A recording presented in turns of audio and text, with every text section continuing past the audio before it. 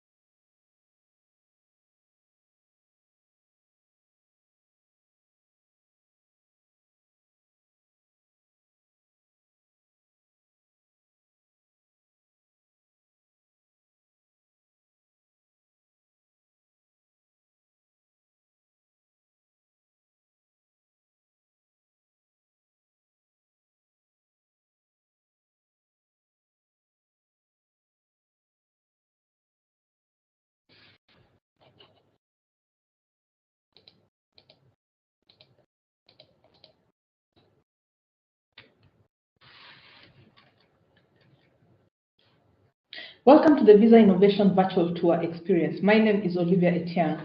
We are going to take you through an express innovation experience showcasing Visa capability. But before we do that, we would like to tell you who we are. We are a part of a global network of 13 innovation centers across the globe. If you happen to be in any of these destinations, you're welcome to visit our innovation center and studios. At the Innovation Studio, we showcase Visa capability, most of which are building blocks to a complete solution. For example, we have the following building blocks made up of various Visa capabilities that we made use of to develop Apple Pay in collaboration with Apple. So we work with all clients and partners to co-create such solutions using our design thinking principles, where we discover the problem statement, we use human-centric design, then we develop and deploy the solution. Well, to make you understand this better, we will take you through a day in the life of a customer, where we showcase how a customer interacts with commerce in the home, on transit, at a retail store, and finally a small merchant.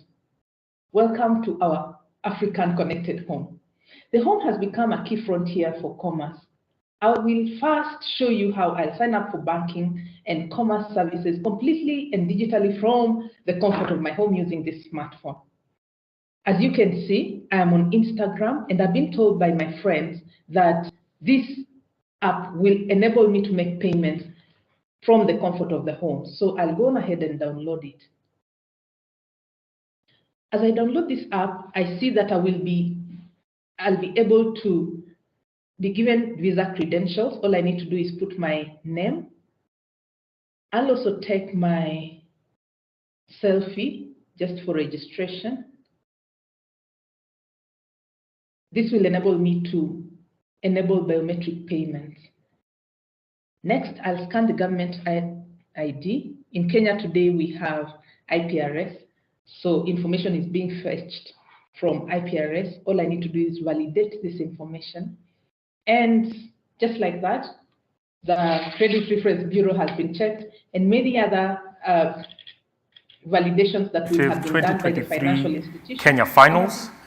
We are thrilled to have you join us as we present a hand-picked selection of fintech startups from the country. These incredibly talented entrepreneurs who you've had a bit of interaction with are competing for a remarkable prize of $40,000, equivalent to around over 5.6 million Kenya shillings, with the overall winner on track to get 2.8 million shillings, alongside the opportunity to proceed to the Central Europe, Middle East and Africa finals. A warm welcome to our online audience as well, joining us via the YouTube link, Karibuni Sana. And I'm your host this morning, Mbogwa here, and I personally can't wait to see what amazing solutions our 5 finalists have in store for us. For those who want to support on the socials, we're using the hashtag Everywhere Initiative, so please comment, post, share, so that we can share this event with a larger global ecosystem. For those here at the Kenya School of Monetary Studies, just a bit of housekeeping. In the unfortunate event of an emergency, there are 4 exits, and if you use any of them, you could go into the green areas and the gardens where roll call will be taken. And if you need to go to the bathroom, the door to use is on my left to your right, and there's signages that will lead you to the appropriate area. Before we listen or we hear from the 5 finalists, I'd like to welcome on stage Eva Ngigi Sawari, Visa Kenya Country Manager and Acting GM for East Africa, to give her opening remarks. Welcome, Eva.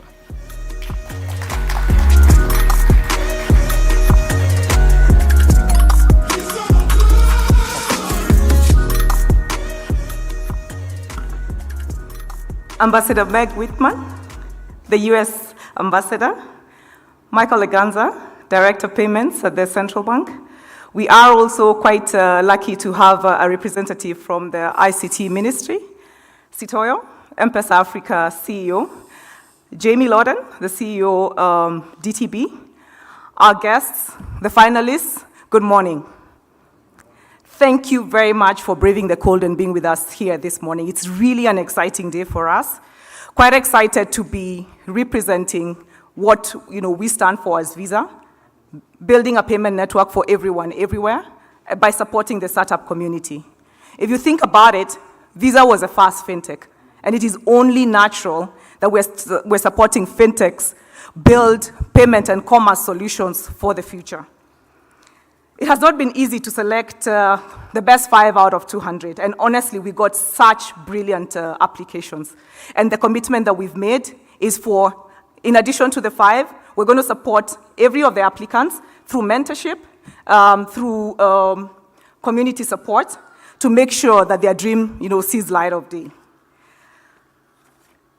Over the years, we have refined our partnership and commitment to fintechs by focusing on 3 areas. First is through our Fintech Fast Track program.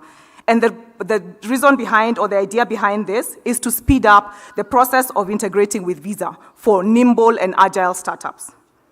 The second way is why we're here today, the Visa Everywhere initiative. So this is a global platform that allows startups and fintechs with brilliant ideas to get onto a global stage, and demonstrate their brilliant ideas and help nurture those ideas and take them to the next phase of global commerce.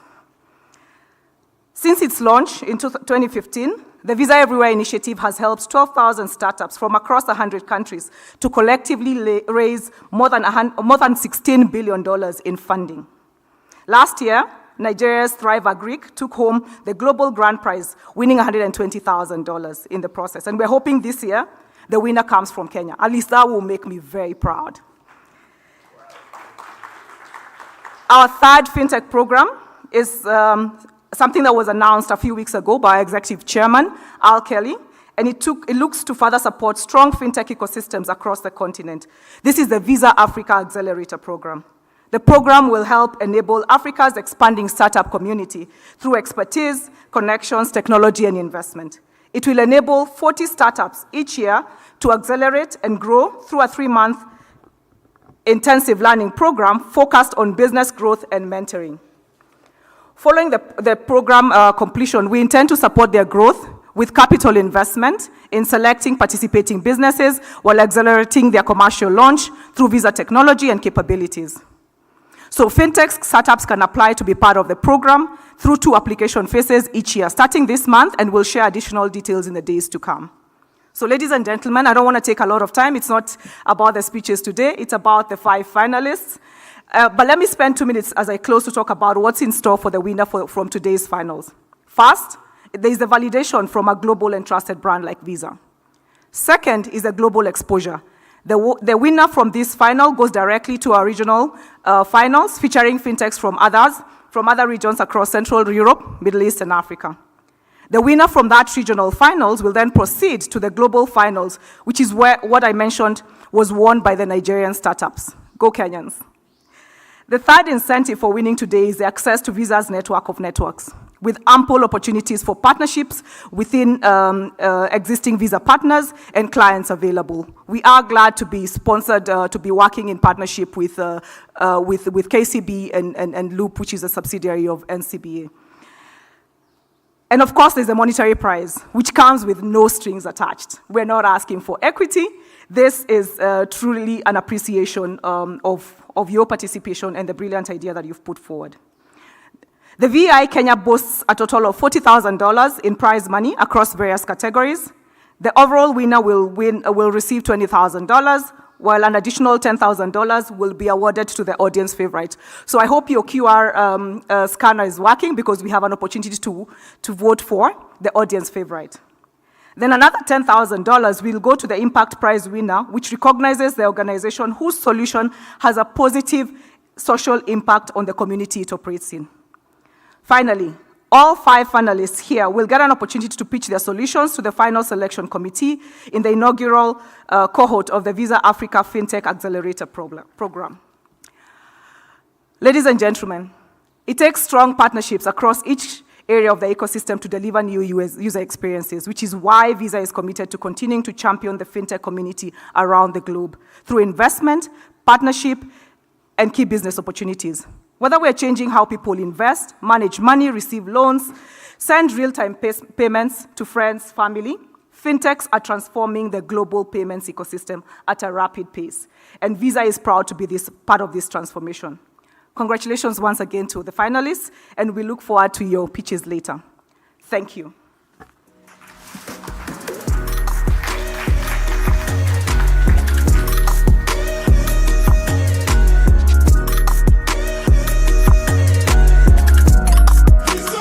Thank you, Eva. Who remembers the statistic? How many guys applied? And how many are in front of us today? What is that percentage-wise? 2.5%. And to speak into the larger impact, it's been 12,000 startups across 100 countries. So I'm sure you're thinking, what is so special about these 5 startups that are going to be presenting to us today? But before we get there, we'd like to discuss about the role of fintechs in Kenya and probably the larger global ecosystem. And this will be via a panel session moderated by none other than Ambassador Meg Whitman, American Ambassador to Kenya. Please come on stage, Madam Ambassador. Help me welcome her on stage.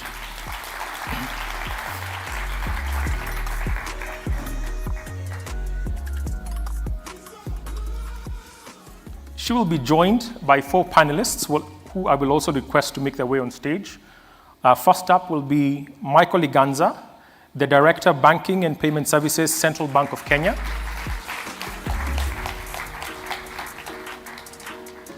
Karibu, Michael. Next is Jamie Loden, Chief Operating Officer at Diamond Trust Bank.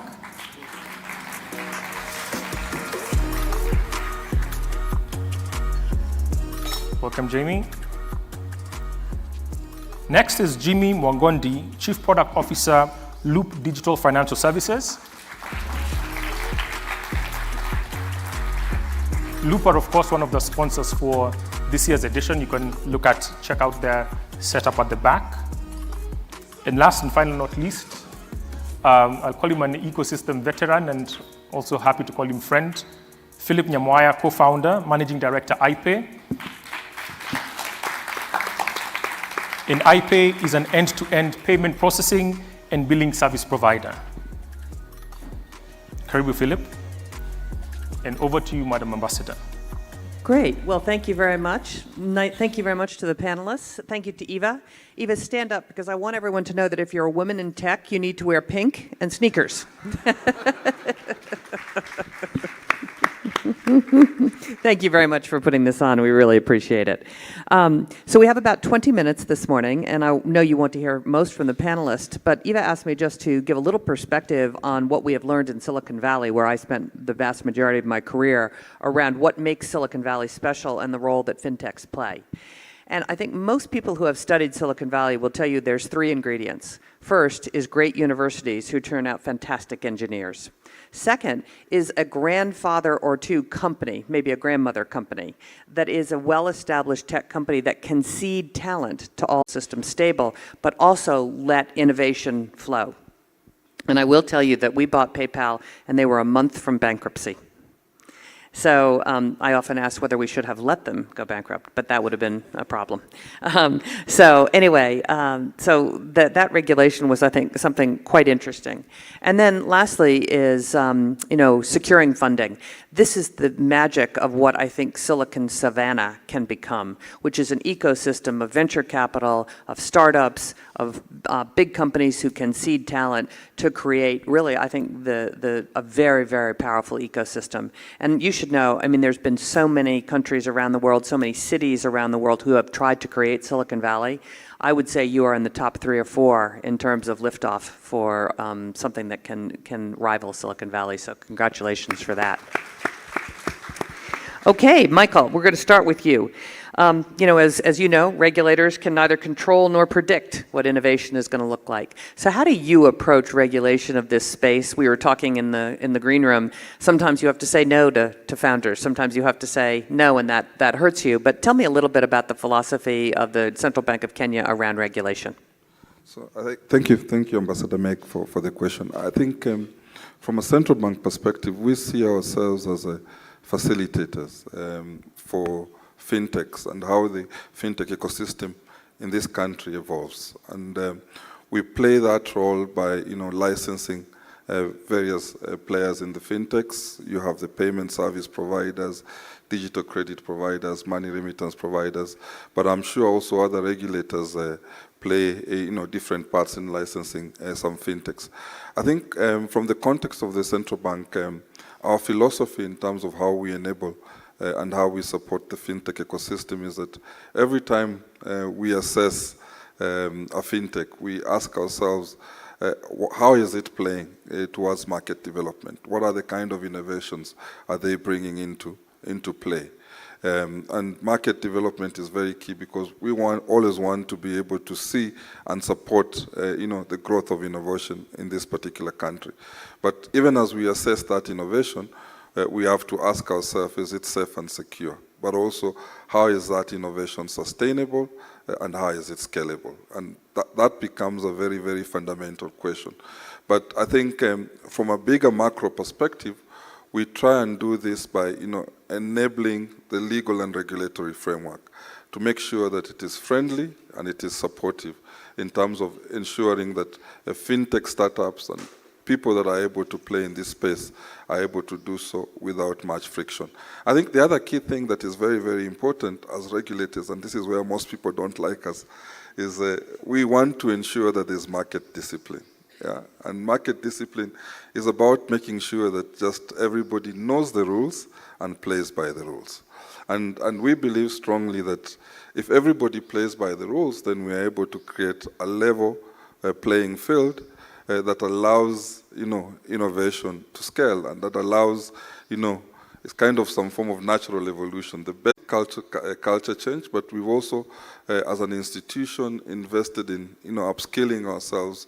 And such forums are also very useful for us because they allow us to be able to understand what are some of those innovations out there and what is happening in the market, and how then do we need to evolve as an institution to be able to support such kind of innovations. Thank you. Great answer.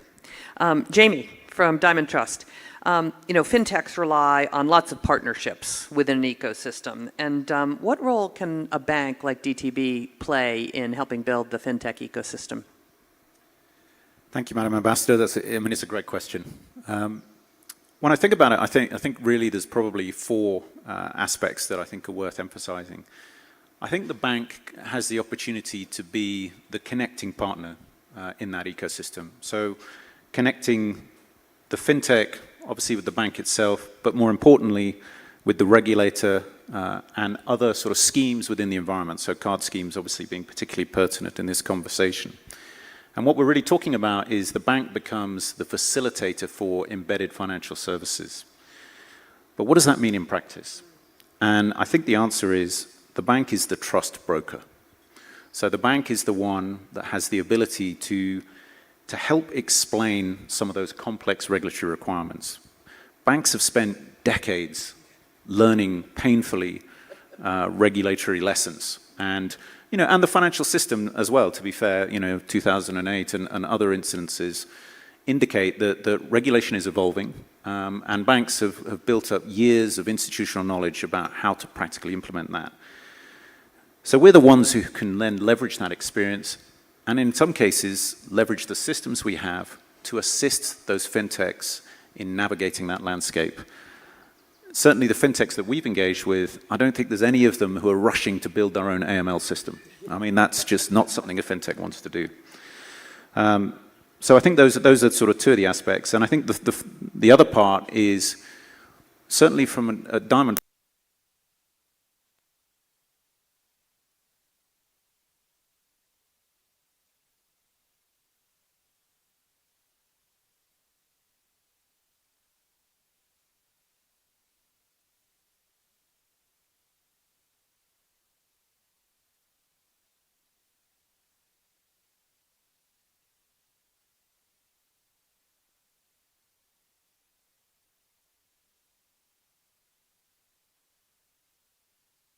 As a bank customer, you're able to pull funds from mobile money, but the reverse isn't possible. Yeah.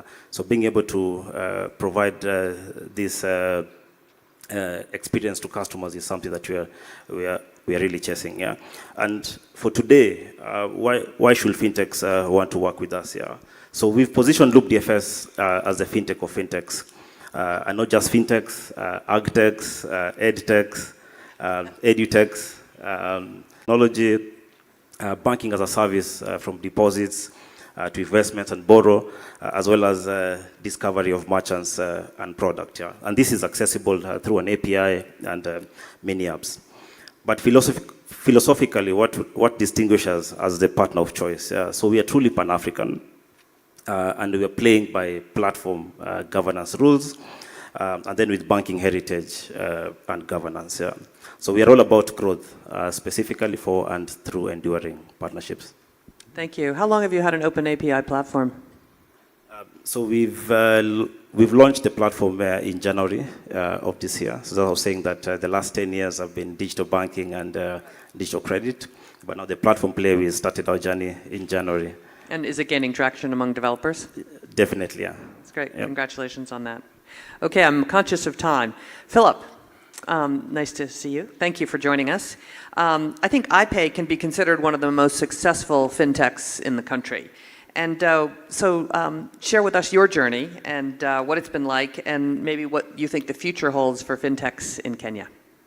Okay, thank you, Madam Ambassador. And to all of you, thank you so much for finding the time to be here. It's a pleasure to be on this panel, on this distinguished panel, I must say. I guess you noted what happened just now. The lights went out, and I guess that's the story of building a fintech in Africa, unfortunately. Listen, it's better than South Africa right now. Very true. That would have gone on for 8 hours. Very true. Every cloud has a silver lining, indeed. So that actually is the nature of our story. I wish it was like Silicon Valley where, everything seems to work. Yes, of course, there are certain factors that need to work together in concert, but yes, it's been hard. I began my journey actually halfway through university. My initial idea was get into university, work hard, get out. Actually, I had a friend who once said, I crammed my way into this university, I'll cram my way out. But halfway, one of my lecturers gave me an opportunity to do some work. I was studying computer science and I had some coding skills, and I actually earned some money from that job. It was actually an in-campus job, and I built a system for an institute within the university, and I earned some money. And later on in third year, so that began to open my eyes to the possibilities of being able to do consulting work, and so on and so forth. Later on, there was a friend of mine who was 1 year ahead of me. He was in fourth year, I was in third year, so he didn't have too much time, and he told me, Phil, there's some work I'd like to give to you. So he told me, if you can sort out this client, it could turn into a potential job for you. He actually gifted me with my first client, and he told me, if you do a good job, this could be your client going forward, but you'll have to leave university every Friday. And it was not in Nairobi, so I would actually leave every Friday, come to Nairobi, go to where the client was, work over the weekend, and on Monday, miss a few of my morning classes, but catch up later.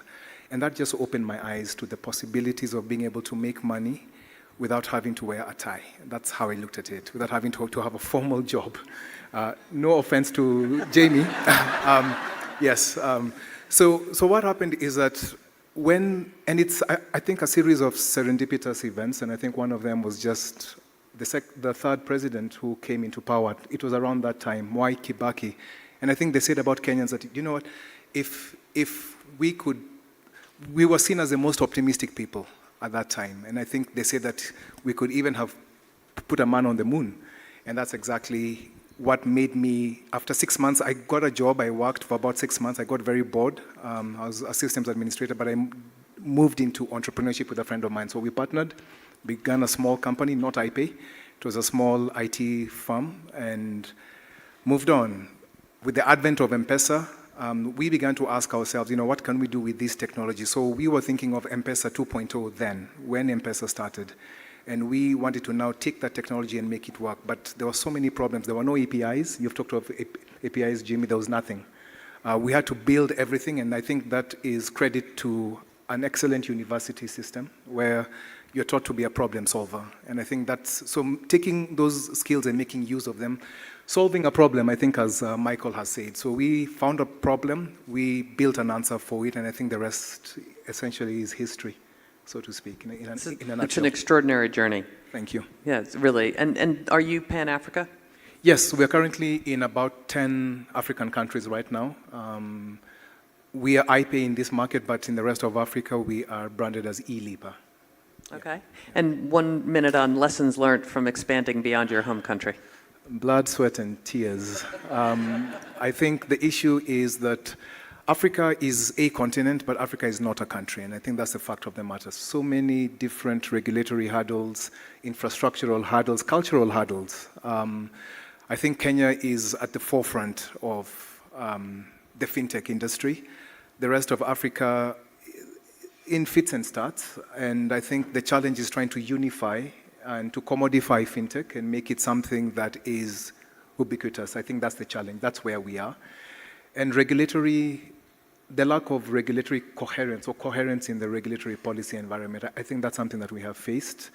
But these are problems that we need to solve, and we can only solve them by rolling up our sleeves and getting the job done.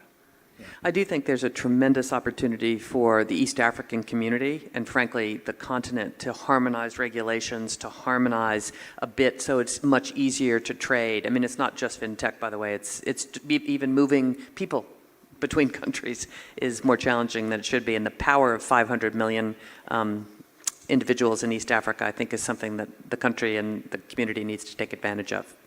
Well, thank you very much. Let me just wrap up with a couple of thoughts. First of all, what a dynamic space that you work in. And it is a very powerful ecosystem, whether it's the regulators or the big financial institutions or the entrepreneurs. I think in many ways what is happening here is the enablement of entrepreneurs. And for those of you who are entrepreneurs out there, I'll just tell you, it's really hard having been one, but there's nothing like it. And but thank you to the banks, thank you to the regulators, thank you to Visa for sponsoring this and for enabling entrepreneurial talent in Kenya and in Africa. If I had a couple of pieces of advice, I would say, particularly for fintechs, make sure that you work with your regulators and that you understand how to do business in the country in which you're doing business. And I remember when we first started at PayPal, we had that hubris of Silicon Valley, which is, yeah, what do those big guys know? You know, we're disrupting everything, until I figured out that they could shut you down. And so I think it's important actually to think about the regulators and work with them. They need education. I thought you said it well, Michael. You've got to reskill yourself. This is moving so fast, and they've got a day job that doesn't really relate to how fast this market is moving, and the same with a bank like DDP. So thank you to that part of the ecosystem. I'd say the other thing is close to the customer. You said it, Michael, in some ways, which is there a problem that you're trying to solve, or do you have a solution looking for a problem? And that's a sort of a history of Silicon Valley too. You know, we often look for solution. We look for problems that we have solutions for. So I think that's very important. And then last but not least is your organization. The right people in the right job at the right time is the key to everything. You are only as good as the people you surround yourself with. And so many entrepreneurs don't make changes to their leadership team or their people as soon as they should. And I've had to, let go many people over the years, and it's always incredibly painful. But one thing I will tell you is I never looked back and said, I wish I waited longer. I always say, I wish I'd done this sooner for the good of the organization and the health of the company. So congratulations to the finalists. I know we're standing between you and their pitches. Super excited to be here. Thank you, Eva, for putting this together. Thank you to Visa for such great sponsorship. Appreciate it.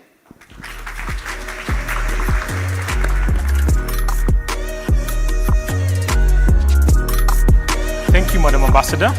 Thank you for moderating this awesome panel. So I'd like to request you to then proceed to take a few photos with the startups, and you'll be joined by Eva and Sitoyo, and you'll exit through that door, so that as soon as you're done, and you gentlemen will also join them for the photo ops. It's right outside in the green area, so kindly. Yes, please. I almost clapped my hands when power came back. We must, as we are innovating in fintech, I think it's also important that we innovate around physical infrastructure. Because what do? You've made a payment. Imagine a hospital scenario. Yes, you've made a payment, the rails are great, and then power goes out. Now you resort to prayers. I mean, that can't be our modus operandi. So I'd like to recap some of the thoughts that the panelists shared. And maybe I'll start from the end, where Madam Ambassador said talent.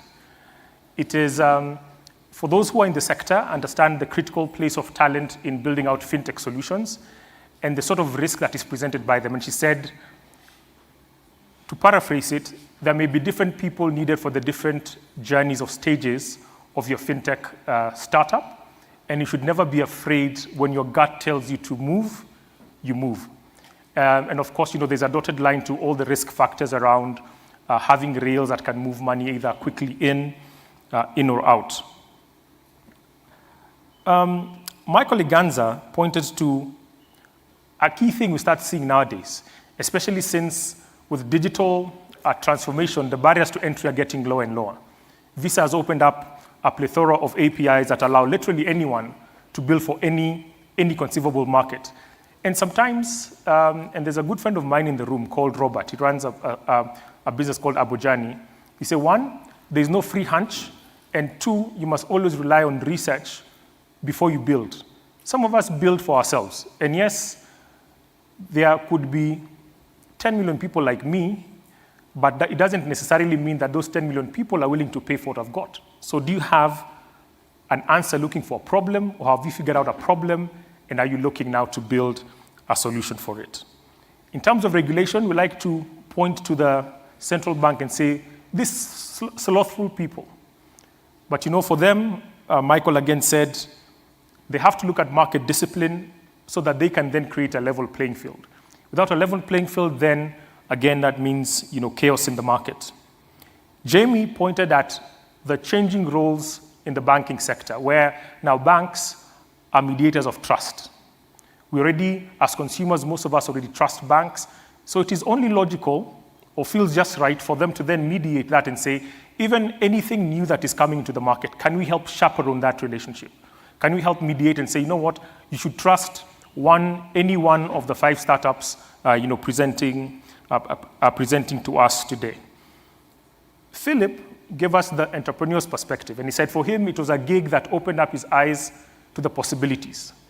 And being an entrepreneur myself, may we all bump into what he calls serendipity, where ducks align, regulation changes, and things are made much easier because it is blood, sweat, and tears. With the biggest challenge, if you're going to be fintechs that are Pan-African or build Pan-African solutions, it is that we are one Africa, but we're not homogeneous in terms of the regulations, in terms of the languages, in terms of the systems, in terms of the infrastructure, that is in place. One of the other points I loved is the stories from the trenches, that the juggernaut that is now PayPal was at some point a week away from closing before our life-saving investment came in, and they were able to be the big company that they are now. So to not always think everyone has small beginnings. So each of our 5 finalists, the numbers may not be super big, but these are the small beginnings. What will they look like in another 10, 15 years, enabled by Visa and essentially given a global platform? That said, we're about to start hearing from the startups themselves, and I'd like to remind you that we will have an overall winner that will be selected by the judges. But also you as an audience, both physically here and also online, will have an opportunity to contribute to one of the categories, and that is the audience favorite. And when you're doing that, there'll be a QR code and a link that will come on screen that will allow you to vote. And of course, we'll also have a panel of judges here, and the distinguished panel of judges that I'll be introducing soon, and they come from both the startup community and Visa. They will be tasked to making the decision for the overall winner. Now, from the panel, we could almost assume that these startups are on track to change the face of financial services as we know them. But there has to be a criteria that we use in terms of being able to break that down. So each of our 5 panelists will have 4 minutes to pitch. 4 minutes may seem like a short time, but it is very long if you're standing in front of an audience such as yourself. So please be kind and smile. Someone can pick up a sneer, so just be kind as when they're on stage. And after their pitches will be followed by a 4-minute Q&A with the judges, and the startups will be judged on 4 criteria. The first is the solution and the pitch presentation. The second is, of course, the possibilities of their partnership with Visa. How can they best leverage the rails that Visa has globally? And what sort of mutual benefit, what sort of symbiotic benefit can be derived from that? The third is desirability and uniqueness. And of course, we also have, finally, the feasibility of the product or solution. Is it scalable? Does it make sense? Is it timely? Do you know that there is such a thing as being too early in the market? You could have built the most amazing tech, but if the market is not ready, you'll unfortunately, not go anywhere. So once the startups have pitched, the judges will retire to an enclave to go deliberate and finally give us the results of who's going to be the overall winner for today. Now, speaking into what the winners will be getting or what the startups will be getting, the first place overall winner will walk away with $20,000. I'm sure most of you in the room are calculating with our ever-changing FX position. And the social impact winner will walk away with $10,000. Just to reiterate again, we will have an audience favorite who will receive $10,000, and you guys in the room and also those joining us online will be responsible for who that person is. So kindly make sure you place your vote and that you're ready. We will only have 2 minutes to conclude with the audience favorite vote. While the judges are deliberating, we'll also have a short break and we'll be able to see a bit more of what the startups themselves are up to, and also what some of our sponsors, and we've got Loop DFS and also KCB in the room, and be able to see what they've in store for us in terms of the innovations that they're pushing to the market. Now, I'd like to introduce our esteemed judges who will be taking seats right here at the center. First up is Eva. I think she's still outside, so we'll wait for her to come. She's here. So Eva Ngigi, who's the acting general manager, East Africa at Visa. Help me welcome her to the stage. Miranda Perumal, who's the head of digital partnerships, Fintech and Ventures, Sub-Saharan Africa at Visa. Welcome.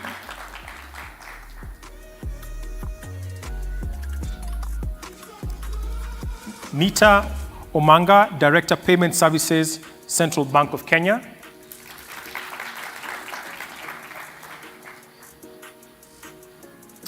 Angela Murigi, Director, Digital Financial Services, KCB.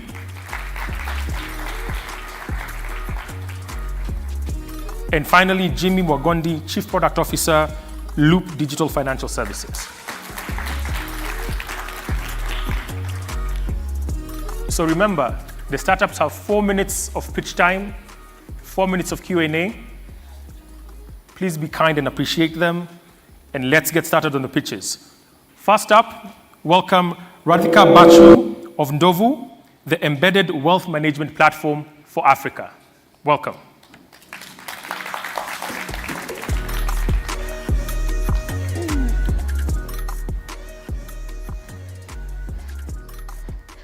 Good morning, everyone. My name is Radhika Bachu, and I'm the CEO and co-founder of Dovu, the savings and investment infrastructure for Africa. There are currently 35 million Kenyans who are currently excluded from formal financial markets. And in these markets, they can earn really high returns. And the reason simply is because savings and investments are inaccessible, expensive, and limited in variety. I'd like you to meet Mia. She's one of the 35 million Kenyans. Mia is a dedicated nurse that works endlessly to provide for her 3 beautiful children. Mia has had some hardships in her life, and she wants to provide a better future for her children. However, she currently only earns 50,000 shillings a month, which is not enough to put them through education. In addition, Mia lacks financial education. No one's really taught her how to save or make her savings work for her. And in addition, even if she did know all this stuff, there is not enough savings and investment options that are affordable. Luckily for Mia, she can now use Dovu to save for her family's future. Dovu is the savings and investment infrastructure for Africa, and we allow millions of people to access local and global investments from the comfort of their home. In addition, we are the first company in Kenya that allows you to access global markets with as little as 5,000 shillings. So how does it work? Mia downloads an app, she signs up, and we ask her a series of questions to understand what is her ability to take risk. Our algorithm, based on her answers, will say she's a balanced investor.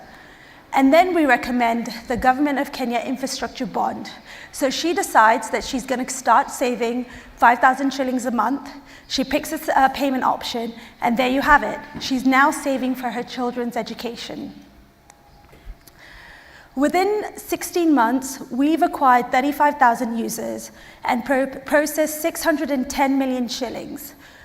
Through our API, we've partnered with institutions like a telco, a bank, other technology companies to embed our solution into the existing journey, and today we have access to 110 million users across the African continent. We are the first fintech in Kenya to be regulated by the Capital Markets Authority, and we've acquired licensing in 3 other countries. So like Mia, we have users all around the world, in the diaspora, across the Pan-African continent, who are looking for a simple, secure payment system to get started on their financial journey. We are super excited to partner with Visa to use their Visa Direct API to enable savings and investments to be as easy as a click of a button. We also would like to help our users move away from the cash economy. So we would issue cards to millions like Mia in order to be able to be digitally active online and be financially included. So to date, we've processed $6.1 million in transactions. We believe with the help of Visa, we can grow this to $18 billion in 5 years' time. And the reason this is possible is because the savings and investment market across Africa is actually $900 billion. And in order to get there, we will acquire 7 million users. So our vision is to partner with Visa to empower millions of people like Mia to save for her family's financial futures. We believe it is only Visa's scale that can make this kind of financial inclusion possible. In addition, moving away from a cashless economy to digital financial systems opens up worlds of opportunities for people like Mia. We believe this kind of access has a flywheel effect whereby it improves economic growth, less poverty, and it's an overall greater development. Thank you. Join us on this mission.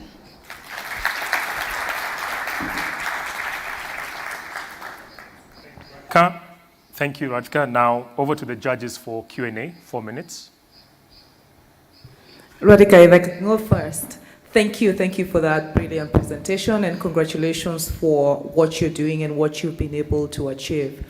If you'll agree with me, there's 2 things that you're navigating. One is financial literacy, and the second one is digital literacy. Seeing that this is operating off an app, we have the smartphone penetration challenge. But also the fact that it's a new concept, right? I'm investing on the phone, and your target is pretty much everyone. How are you going to navigate digital literacy? How are you going to navigate the financial literacy challenge?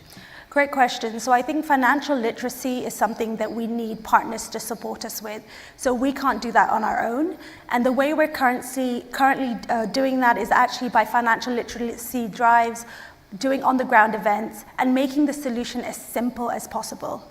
However, when it comes to digital drives, one of the beautiful things we've done is that we've also, alongside the app, have launched an API where we actually embed this solution in an existing user journey.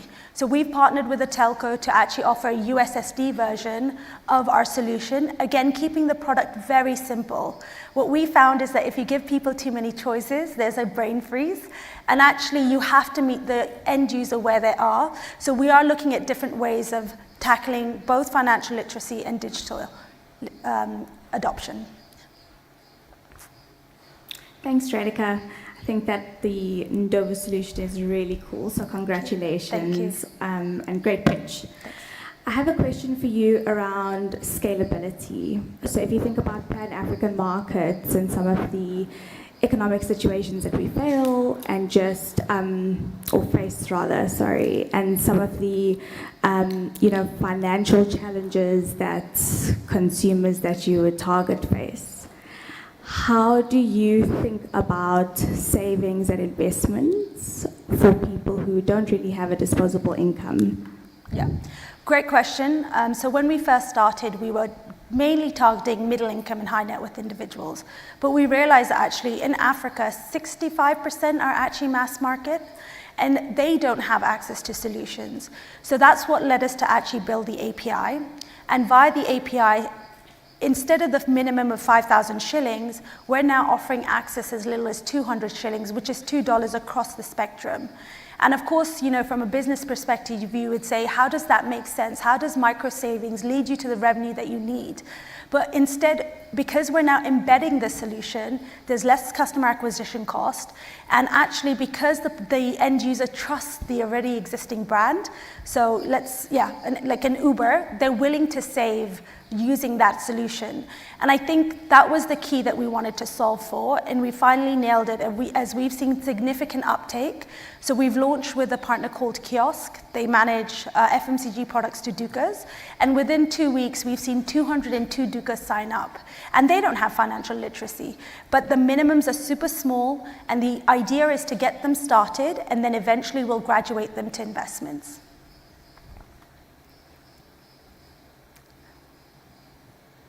Yeah, so for me the question was just to build up on what Eva was asking as far as financial literacy is concerned. Yeah. So when Mia comes into the platform, what is the key problem she's trying to solve in terms of, is she looking for an ETF fund, is she looking for a government bond, or is it more on the return that they're seeking? So Jimmy, great question. Me coming from a financial background, I said, of course, people want to know what an ETF is, and they want to know what a bond is. But actually, what we've learned is, especially in the Kenyan market, we're not like Nigeria. We're not bullish on high returns. We actually take so much risk in our day-to-day life that Kenyans come to me and say, I'd like to have guaranteed returns. So for them, they're looking for reasonable guaranteed returns, not in the 50s, 60%, but actually anywhere from 12 to 18%. So again, it goes down to really understanding the end user. And we've had learnings that, ETFs aren't as sexy as we thought they would be. And actually the best performing products on our platform are fixed return products as well as the infrastructure bond. Because people, the actual problem we're solving for is just allowing people to have the peace of mind to have their money grow so they can reach to a financial goal. And then just to add to the financial literacy part, we offer a free financial planning webinar for anybody who would like to come on board. So if any of you feel that you would like to understand how to get to your financial goals, this normally costs about $100, so 10,000 shillings, but we give it absolutely free because we do have that heavy weight of educating everybody. Thank you, Radhika. You've answered actually some of the questions that I had in terms of how you reach people maybe at the bottom of the pyramid. Mm-hmm. And I think you've been able to explain some of that. I think it's very important that one of your key objectives is to reduce poverty, because what we are trying to achieve, I think, in this country is not so much to give people access to finance, but actually to improve their lives as they go about it. And that these individuals are better off next year than they were this year. So I think that's extremely important. I agree. I think on the other question that I had is introducing, maybe you already have this, a target, so that these people are not just saving, but they know what they're saving towards, and how long that will take and how much they need to get there. So I think that would also be an added advantage. So we do have that. It was just too much to communicate. So we really empower people to understand, actually, if you start today, it doesn't take you as long as you might think. So we have a very neat tool that says, how much do you want to get to? How much can you save on a monthly basis? And now that we're investing it on you, this is how quickly you get there, versus if you just held the money at a bank. And it's been very powerful. Okay, morning. That was a great presentation. I was going to say, is it Radhika? Radhika. Radhika, okay. Thank you. So I just have a couple of questions for you.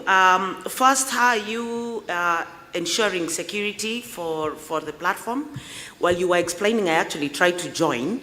It put me and stuck me on a loop of email and reconfirm your email. Mm-hmm. So I know there are teething problems usually when you start out these things. So I'm wondering what kind of partners you have around security. What are your strategic partnerships around white labeling so that you can talk about scale and sustainability? Remember when Michael was talking from Central Bank, he said one of the big opportunities is how do you scale some of these solutions? Because I agree with you, there is a gap in the market, especially if you think about if people can save in small amounts and scale that up significantly, and then you can get a large population. So my concern is, how are you securing the platform? How are you going to resolve some of these initial teething challenges on onboarding? How do you do your verification? How do you ensure that you're meeting the compliance requirements of the central bank? And how easy is it going to be for people to do, say, daily contributions? Even when you're doing USSD, how are you going to leverage some of the platform opportunities that exist, like say from Visa, from banks, from telcos, to drive that ease of debiting the amounts that people need to put in, so they can put in tiny little amounts? Because 200 might sound like not much to you, but it's a lot. if you're looking at those 35 million Kenyans, then you might need to come lower. As you think about it that way, how do you ensure that the cost of doing those contributions doesn't overwhelm the benefit that you're providing? Great question. I think that's one of the challenges that we deal with today. The cost of doing business in Kenya is very expensive compared to the West. So there's a lot there, so I'll pick it. The first one is, in terms of security, you know, as a team, we're very strong. If you compare us to our competitors, we've built everything in-house, and we've also run penetration testing to make sure that we can't be hacked. And this happens regularly on a 6-month basis. And the reason we do that is because I've leveraged my background from BlackRock to make sure security is at the forefront of our thinking. But in addition to that, we use API-driven KYC management. So as soon as you sign up, Angela, the reason you have to go to an email is so that you can register correctly. There's 2-factor authentication, and your money is kept safe. In addition, when you're looking to withdraw money, there's also a second-step verification that we do, because systems are always prone to accidents, and we are leveraging, in terms of payments and making it easier, a partnership with DTB actually to be able to make the investment amounts really small. But also in terms of scale, the reason we've partnered with institutions like a telco is because they have the distribution. So the customer acquisition piece is a little bit easier, but we're riding off their rails as an example. And another beautiful thing we have a large community in the diaspora who are so super interested in investing back home. But for them, the rails that we have in terms of the banking transfer are not great today. And that's why we want to partner with Visa, so we can bring in more money into the country, have it invested, and grow the economy. I hope I've answered everything. Yes, except the fact that you're saying that you're doing the security internally. So we have a full compliance team, and this is why my team's now 24 people. Because we're regulated by the Capital Markets Authority, we have internal processes in place whereby we monitor individual trades. So if somebody is doing like 5,000 in a space of 3 hours, their account gets flagged. So we've built that all in-house because we've had to report it to the regulator. And eventually, as we grow, of course, we'll partner with other tech companies who do a lot more.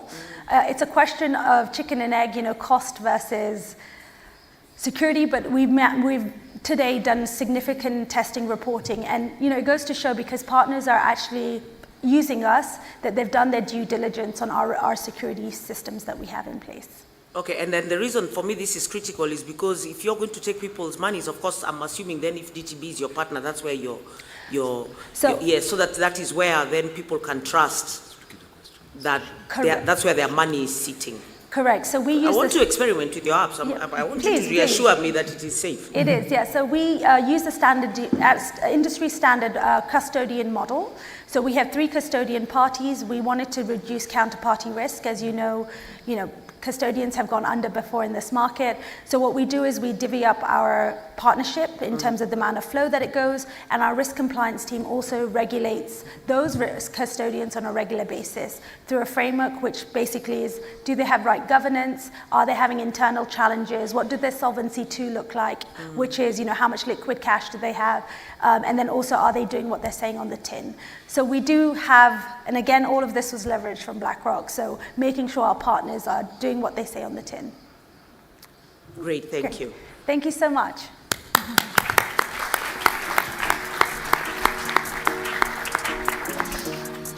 Thank you, judges. To the audience from the questions, I think the next best thing to do during the break is to go to the booth at the back and probably interrogate the solution a bit more. Questions are always great, shows interest, but could also open you up to another kind of worms. But, fantastic presentation from Dovu, great team and solid product as well. I'd like to welcome up next Eleutherius Juma of Payland. And Payland are digitizing micro and small businesses across Africa. Welcome, Juma.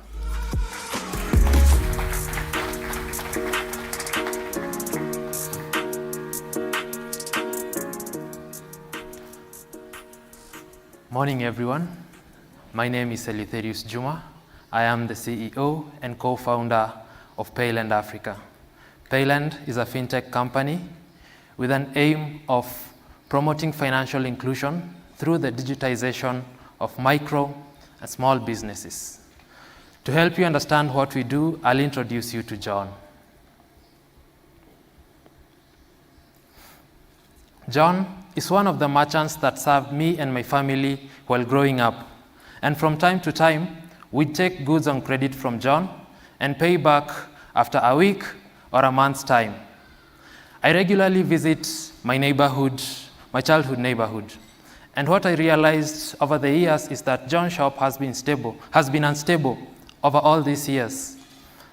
And he has closed his shop, reopened again so many times that I have personally lost count.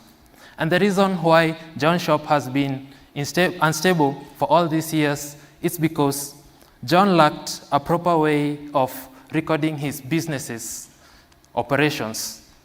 And also, what this led to is John was not able to access quality financial services. And with this, he was left prey to predatory lenders. Now, John is among the 7 million micro businesses in Kenya, and he forms 80% of this number who close shop within 3 to 5 years of operations. Worth mentioning, these retail traders like John in Kenya alone transact to the tune of 1.7 trillion annually.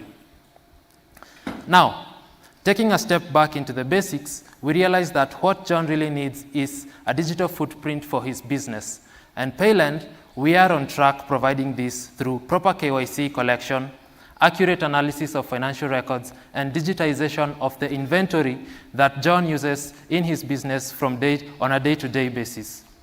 Now, a retailer like John would join the Payland ecosystem by signing up on our platform, and upon verification and validation of the information that they provide as KYC, they are able to access the Payland tools, including the inventory financing tool, where they select the supplier that they want to purchase goods from, and then they input the amount, and with this, Payland processes their order, they get their inventory, and they stay afloat over the period. We charge a 2.5 to 10% interest on the loans we issue and a 1.5 commission on the transactions on our platform. Also worth to mention, we fall under the regulator scope, and we have applied for our DCP license and are awaiting for the regulators, or rather the Central Bank of Kenya's instructions. To date, we have impacted 15,000 micro businesses like John in Kenya who can the solution that you have built. So we have a number of tools that do this for us. And back in 2020, when we were just getting started, we were digitizing the Black Book. As I mentioned, personally, me and my family, we used to take credit from John's shop from time to time. So ideally, we digitized that process as our first step. So we have the black book, guys who take goods on credit from this specific shop. And also during the onboarding process of the shop itself, they provide some financial information or other financial history about themselves and also the business. So we use this also to analyze the financial health of this specific business, so to say.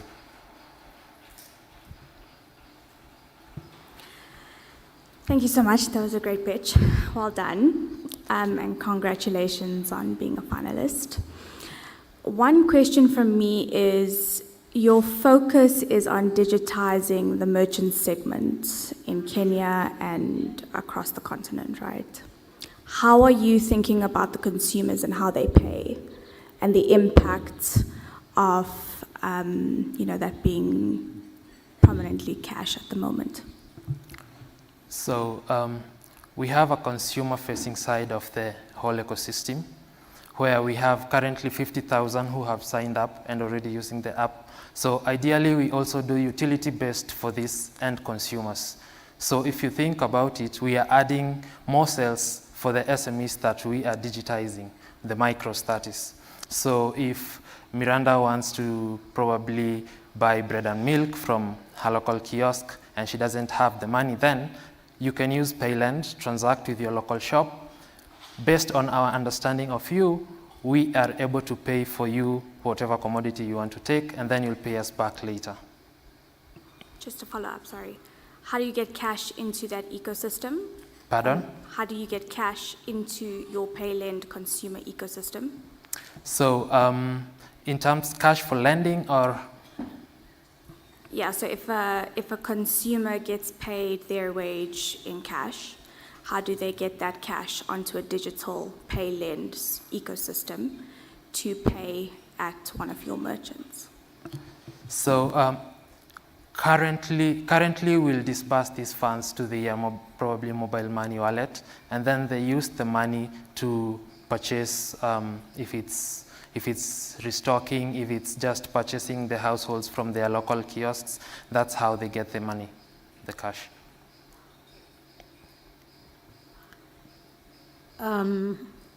Thank you, and thank you for that presentation. It is always encouraging to see that solutions are being built to empower and enable the micro business person. I think mine is more a question. What have you found to be your greatest challenge since you launched this solution, and how have you gone about resolving that, if at all you have? So the biggest challenge for us has been, as we started back in 2020, we had the idea of digitizing, yes, for financial inclusion. And then our first product that we were able to generate revenue from was lending.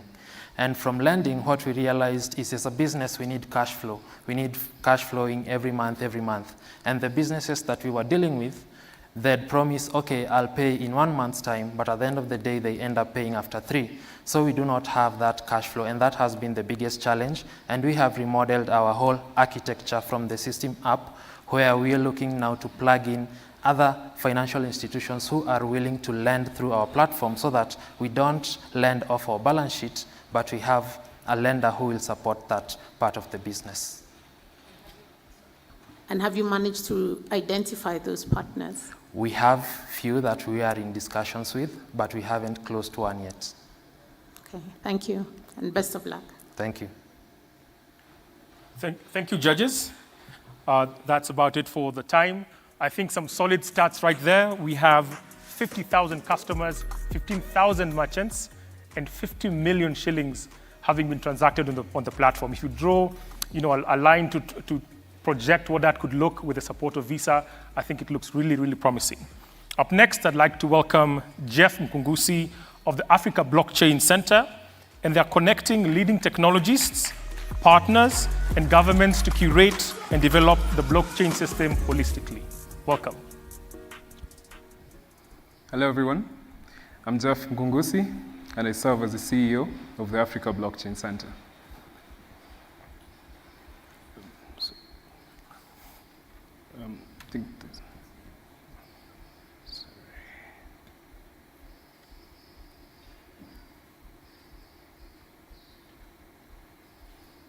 Sorry, there was a slight hitch. Yes, I'm Jeff Mkungusi, and I serve as the CEO of the Africa Blockchain Center. In the digital era that we live in, the open secret when it comes to innovation in the financial sector faces three main challenges. So the first one is lack of integrity in terms of developing multiple solutions or even business operations. There's financial data insecurity. And also, last but not least, there is that unauthorization in terms of access to different financial solutions, which again causes fraud as well.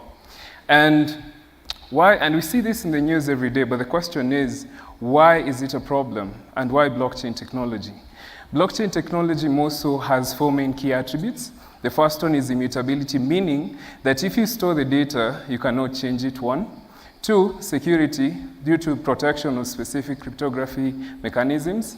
Three, transparency, which means that you have specific access credentials in terms of how you store the data and who has the visibility towards that. And four, but not least, decentralization, meaning scale as well. So this means that as you develop your solutions and store data, you can be able to access them specific, separate points worldwide. But then again, we are able to work with blockchain technology through four main key pillars. So the first one is capacity building and blockchain as a service. Last year alone, we trained 105 blockchain engineers. This year, we're working on 1,000. Product development, research and development, and incubation as well. But then again, the target market is quite key for us, and Africa has an interesting target market. 70% of sub-Saharan Africa alone is the age of 35 years. And we see a 52.3% increase in fintech solutions and development as well. But then again, with the market cap, which is $83.4 million, it shows a key value proposition on developing solutions on blockchain technology for Pan-Africa and the world as well. But then again, I'd want us to meet Kim.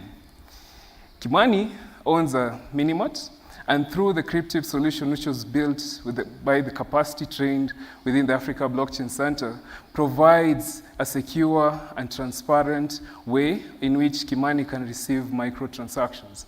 But then again, Amina, who's a local distributor as well, can be able to receive bulk, secure, transparent transactions through the Cryptip platform developed within the company as well. Currently, we are working with the regulation lens in production testing in Kenya and South Africa as well. But then again, the collective traction within the company is we've been able to carry out 100 training sessions, 6 products in development, 35 projects in R&D, and 3 accelerator programs successfully with some of our partners globally. But then again, what is the key value proposition and opportunity for Visa? And for us, capacity is key, and with capacity, we'll be able to develop fintech solutions on blockchain technology, utilizing specific payment service provider products, for example, the Visa Direct API and Visa Checkout API for some of the solutions which can empower and also support innovators as well. We are willing to work with Visa towards our vision of training 10,000 blockchain engineers the next 5 years, develop a Visa or fintech Web3 ecosystem, and also R&D as well. And the future we see together is developing seamless payment solutions across the world. We also see a key proposition on bridging Web2 and Web3 technologies, and also we see a key proposition on deep tech technology from quantum computing, photonics computing, and different solutions which we can be able to develop and deploy across the world. Let's work together to unlock financial technology solutions. Great job, Jeff. Over to the judges for Q&A. Jeff, I must say you are in a space that has been a very delicate one. Yeah, I'm also very careful on the question I ask because it is a taboo topic. But I think it's important, seeing that you're bridging the gap between, you're bridging the knowledge gap and making sure that, this is a technology that then becomes, part of what we use to build the next phase of solutions, right? Because much as it's not necessarily been used for good, well, depending on what side you're sitting, it does come with a bigger promise, security, immutability, and everything else that you've listed. how do you ensure that as you nurture that talent and knowledge in that space, that it's harnessed for good?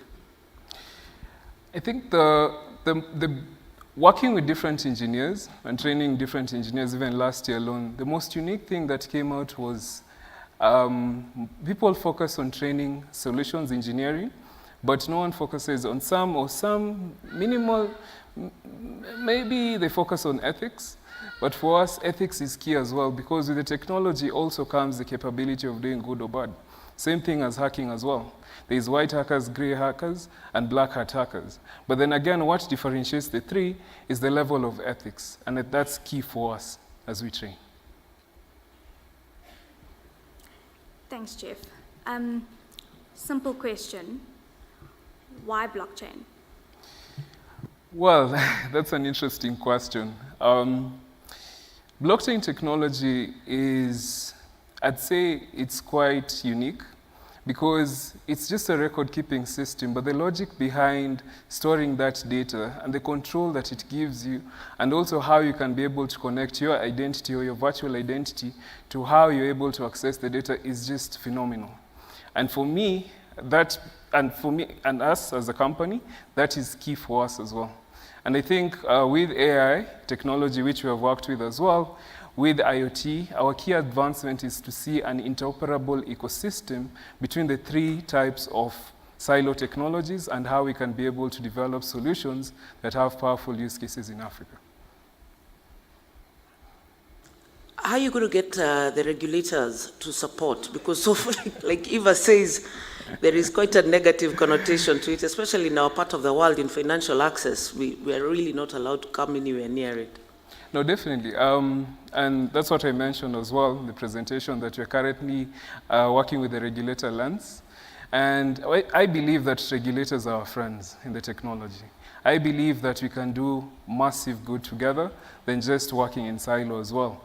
And in everything that we do, we also provide specific access for audit, even with our technological solution, with some of the initiatives and even the plan. So that transparency is key as well. And yes, it's true, it's a challenge, but I believe that with time, I guess things will get better.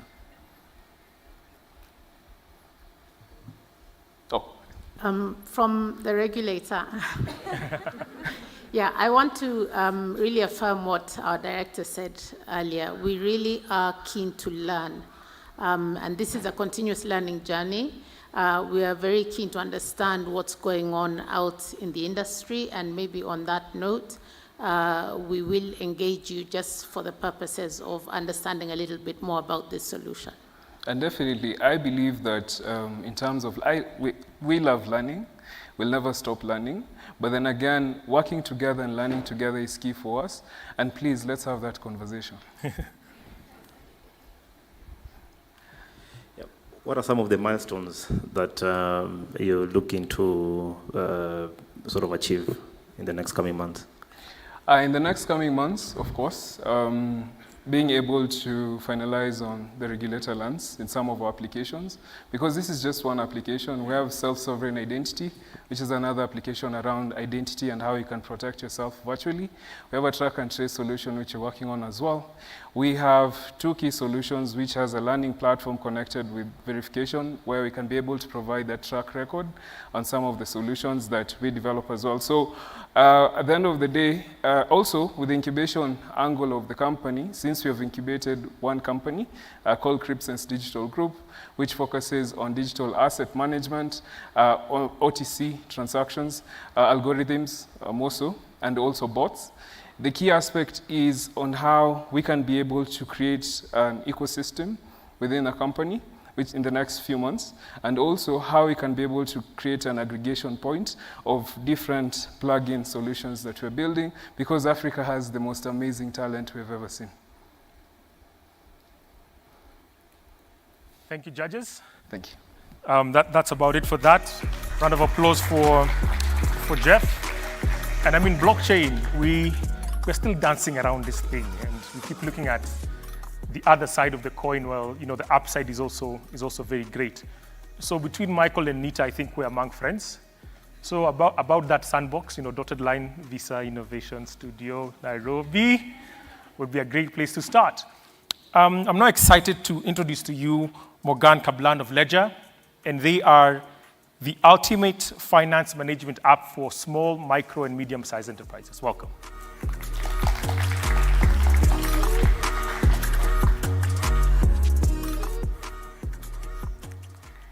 Hello everyone, I'm Morgan, one of the co-founders of Leja. Leja is a financial operating system for micro-businesses in Africa. 80% of the African economy is driven by micro-businesses. And even though they are the backbone of the economy, they are still totally excluded from the formal financial system.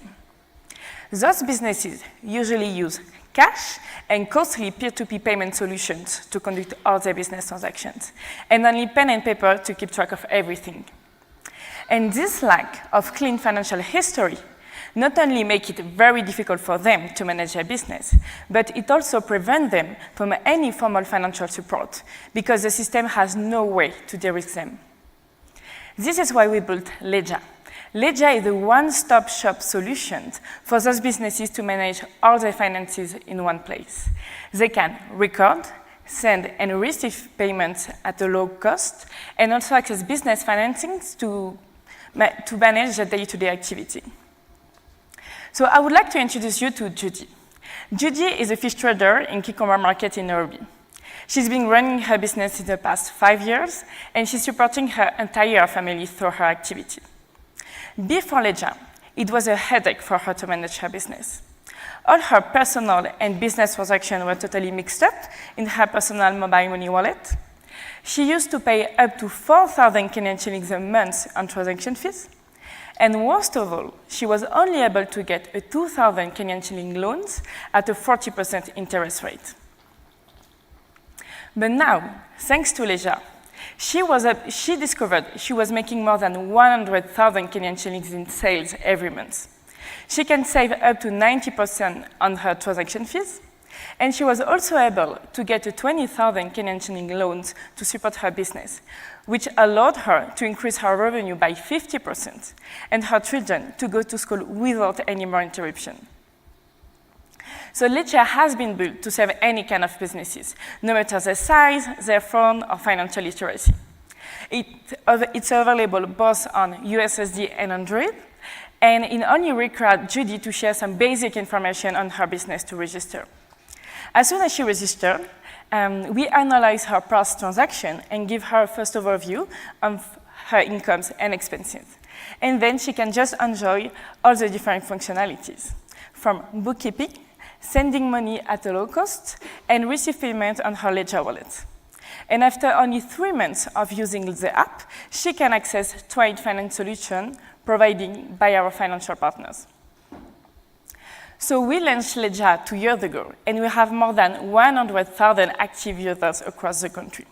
We are processing 9 billion monthly transactions, generating a monthly revenue of 5 million, and we were also able to secure a line of credit with a local regulated partners of 1 billion Kenyan shillings, and then disburse 400 million loans to our users.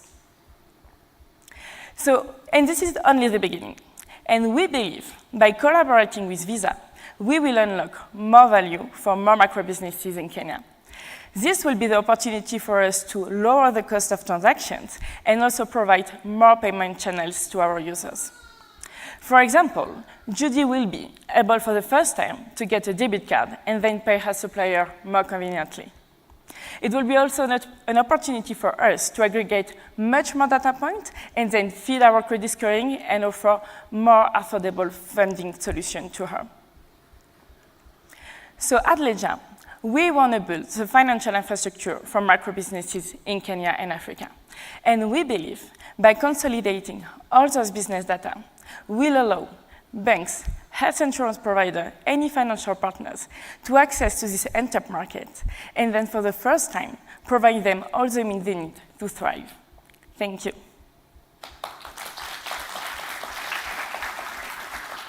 Great job, Morgan. Now, Q&A, and I'd actually ask that maybe we jump between the judges. Maybe not everyone needs to present a question. We have a session where we could visit them at their booths. Thank you. Okay, I'll go for it. I've seen in one of the screens that you import M-Pesa messages into the application. So the question is in the line of data protection, and also from where big techs are actually going today, where some of them have started blocking access to personal data, even when the user wants to consent. How are you planning to tackle this? Because I believe this is a good source for you today as far as your credit scoring is concerned. Yeah, for sure.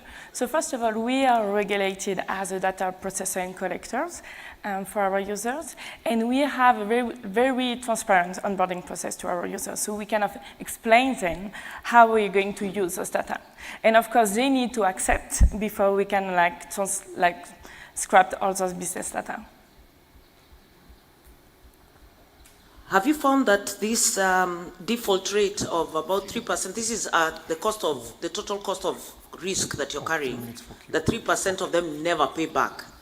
Do you have any insights on why this would be happening? Because you would think this would be a critical part of their lives given the benefits that as you have outlined them, because I thought that was brilliant.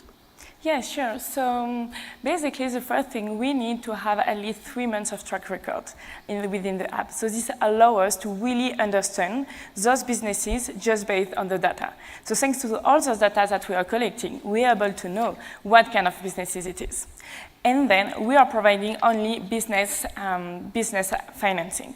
So it can be airtime loans, fuel loans for border riders or Uber riders, stocks on credit for small merchants.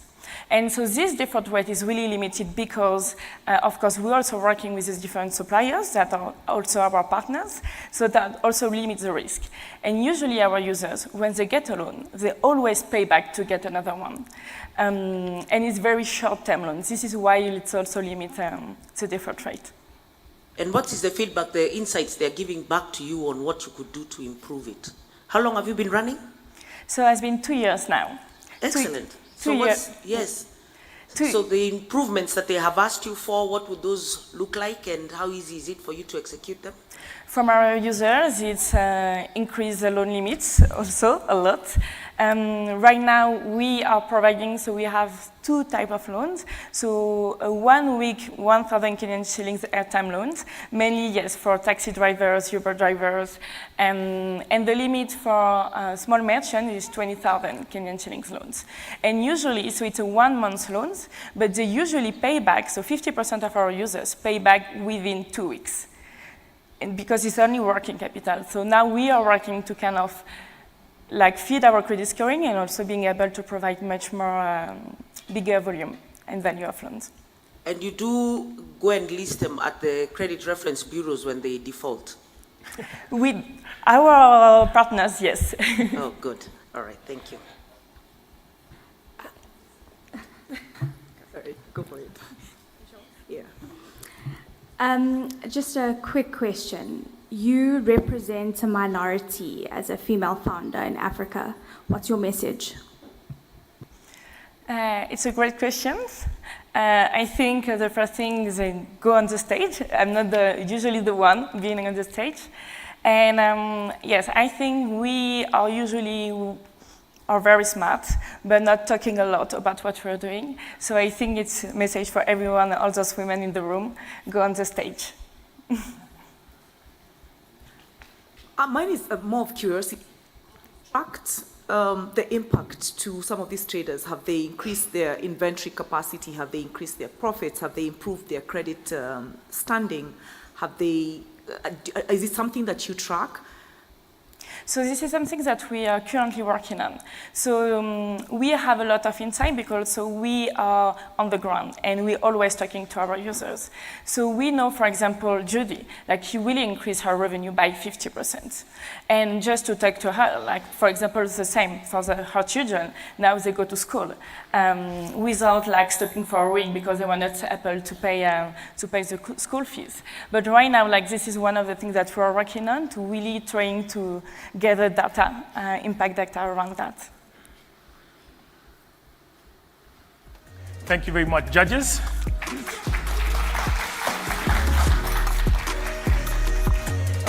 Miranda, I think that was a great question about representation, because when you look at the stats, we're still a long way from where we really need to be, and representation is super important. I am stuck at the 9.5 billion GMV. We'll probably be visiting your booth later. I think that's fantastic stats as you keep seeing across all the different startups.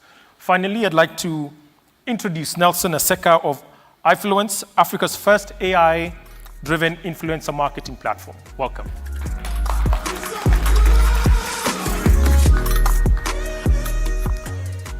Good morning, all. I think I'm the outlier here. I'm an advertising technology. I'm not a fintech, but I think we can stand on the same platform together with them. So my name is Nelson Aseka. I'm the CEO and co-founder at iFluence. We have found a way of using AI to drive word of mouth at scale in order to accelerate customer acquisition, growth, and behavior change for global brands and organizations. So people are the new media companies, because influencer marketing is the fastest growing advertising channel today. Looking at revenues last year in Africa in the industry, they stood at 750 million and are projected to grow to 2.5 billion by the end of 2026. At iFluence today, we do transactions of about 500 transactions every week, and we are set to grow to about 15,000 by the end of the year. But we face a major problem. Sorry, I think this was a different, the slides were not synchronized.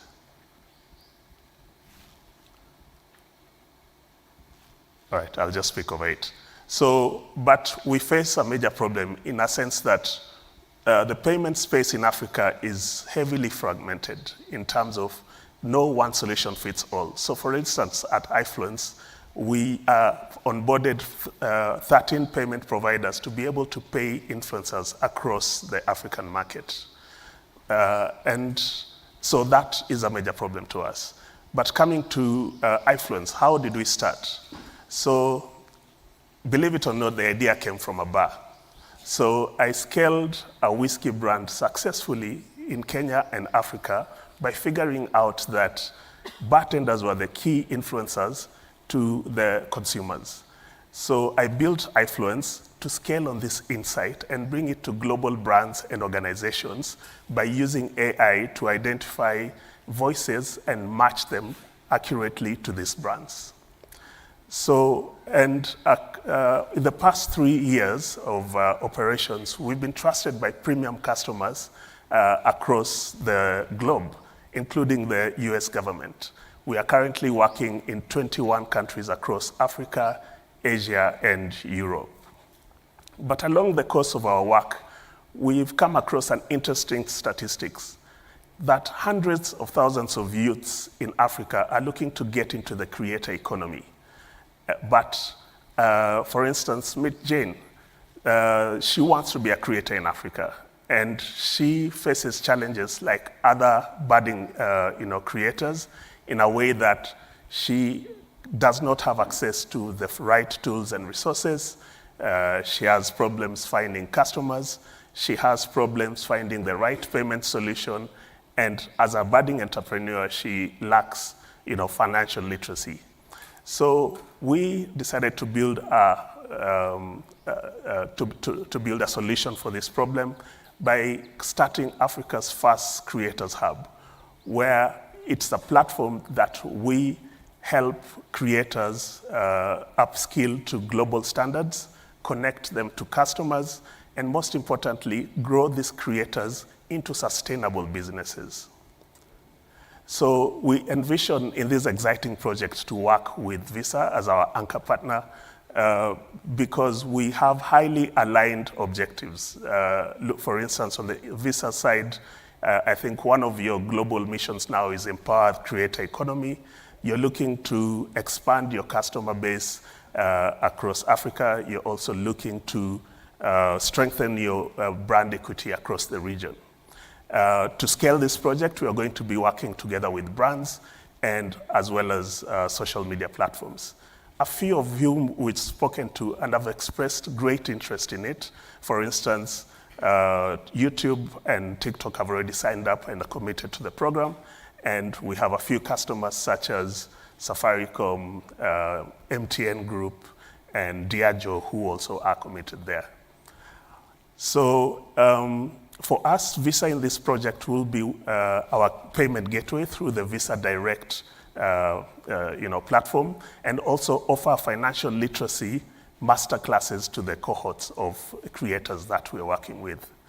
Our objectives is to start with a pilot program in Kenya where we'll onboard 15,000 creators by 2024, and then scale this into Africa where we'll be working with 150,000 creators by end of 2026, with annual volume transactions of such as $18 million during the pilot stage and growing to over 180 million at the end of this. So we firmly believe that Visa needs to be a part of how we build this creator economy in Africa. So I urge you to join us today to empower the youth of this continent. Thank you.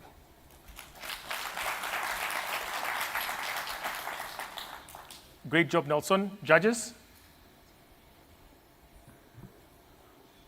So let me just try and sum it up in terms of how I understand what you're doing. So you're pretty much the Tinder for content creators and brands. 100%. So then my question,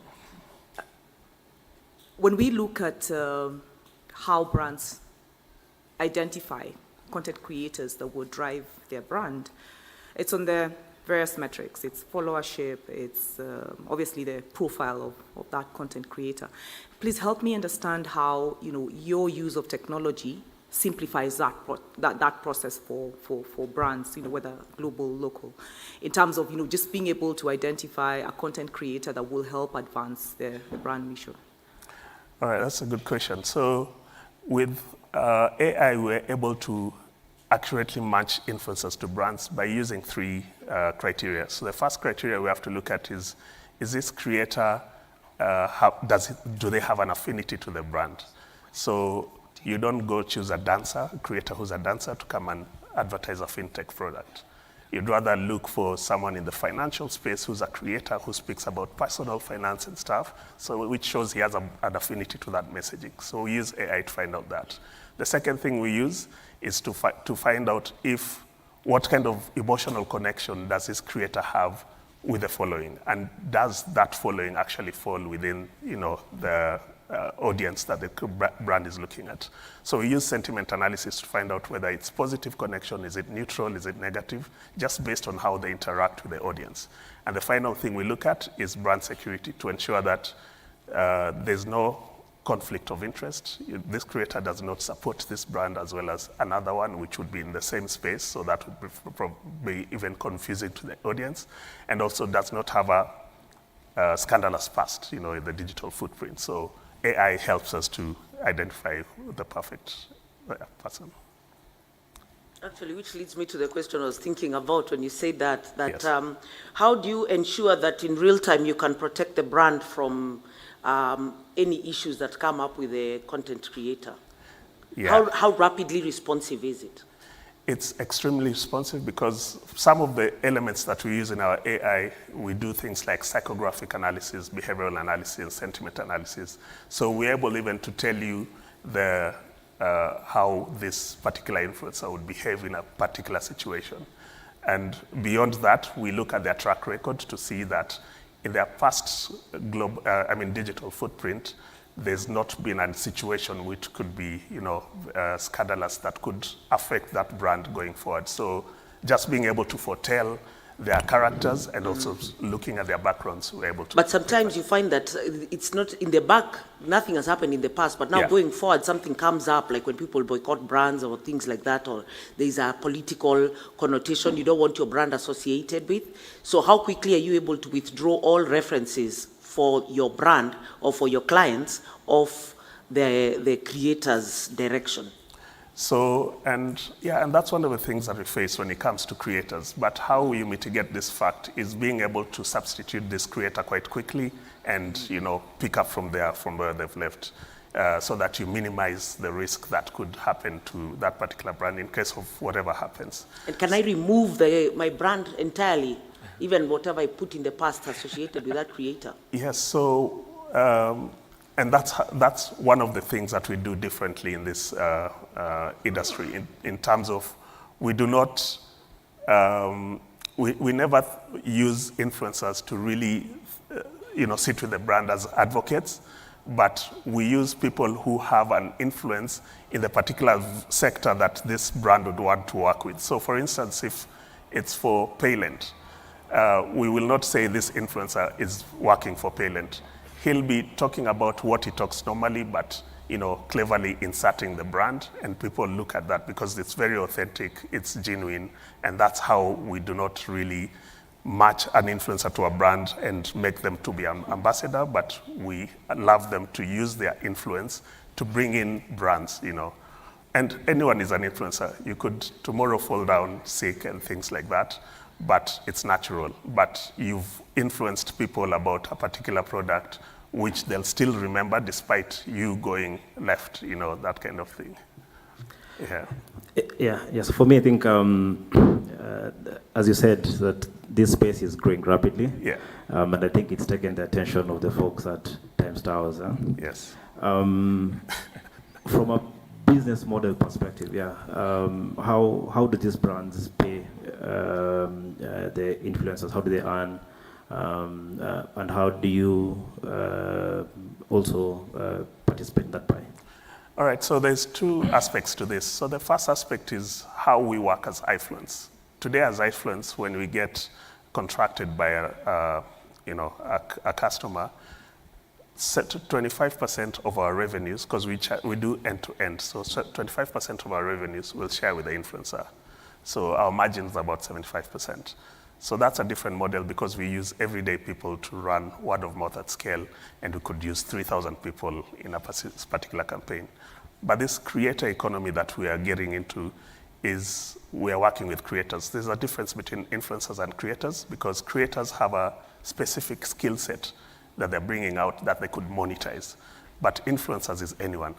I can be an influencer because I influence 2 of my cousins, you, one person, like that. So we derive at that scale. So we want to help these creators to monetize their brand by maximizing what they can get out of the customers because they have a specific skill that they can make. So for them, they would say, and that 75% would go to them, 25% comes to us because of just managing and the talent and connecting them, to manage the back end. So those are different dynamics that we see. The people you see calling themselves influencers, they do that because they think they have a lot of people following them. So they have, they're celebrities, socialites, but no specific skill set. So those, I wouldn't say necessarily have a skill which they could monetize from. And so that's what we are moving away from. We're going to get young people with specific skills and help them monetize it, and monetizing it because currently in the industry there's no standard in Africa. So we want to create the standards in terms of rates, we want to create the standards in terms of quality of content, and then from there we can, make the continent a better place. Thank you, judges. Thanks. Thank you, Nelson. I love how the entire ecosystem has evolved. I started out in digital when, Web 1, and used to call this stuff, word of mouth. So I wonder what we would call it now. But speaking into the reach, 21 countries, a footprint of 21 countries with origins in Kenya. The term global? That you can go global, but again, you must have a local nuance in each of the territories that you operate. I think this speaks to the potential of what we can build from Africa, and you can say from Africa to the world.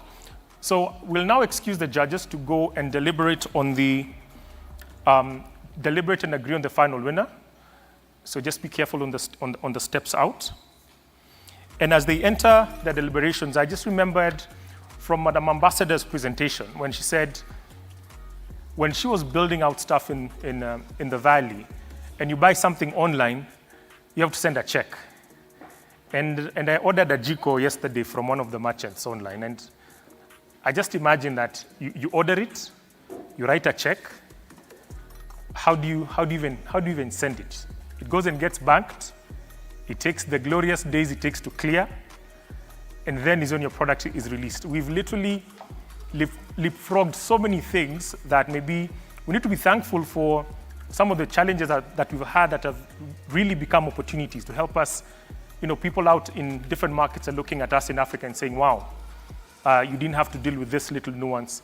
And for that, I think we must also appreciate the benefits and how far we've come, and also the potential of where we could be. So as the judges go to deliberate, we'll also take a short break, and this is the time that we as the audience physically present here, and also those joining us online, will now vote for the audience favorite. So if the team could show the QR code. There's a QR code and also a link. The link is visa.pigeonhole.at, and the passcode is Kenya. I see many phones going up. If you don't have a QR code reader, you could just go to your browser and type in visa.pigeonhole.at, and the passcode is Kenya. So the startup with the most votes wins a cool $10,000. And I earlier said 2 minutes, but we do have 3 minutes for this. So those joining us online, those in the room, kindly.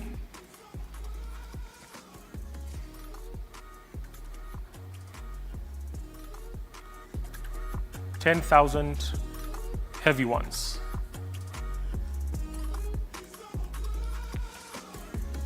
And your finalists on screen, you've got iFluence, you've got Dovu, you've got the Africa Blockchain Center, you've got Payland, you've got Leja.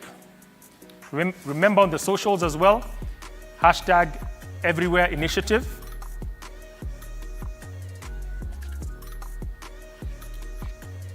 You could share the link as well on your socials and ask people to also catch up on the live stream.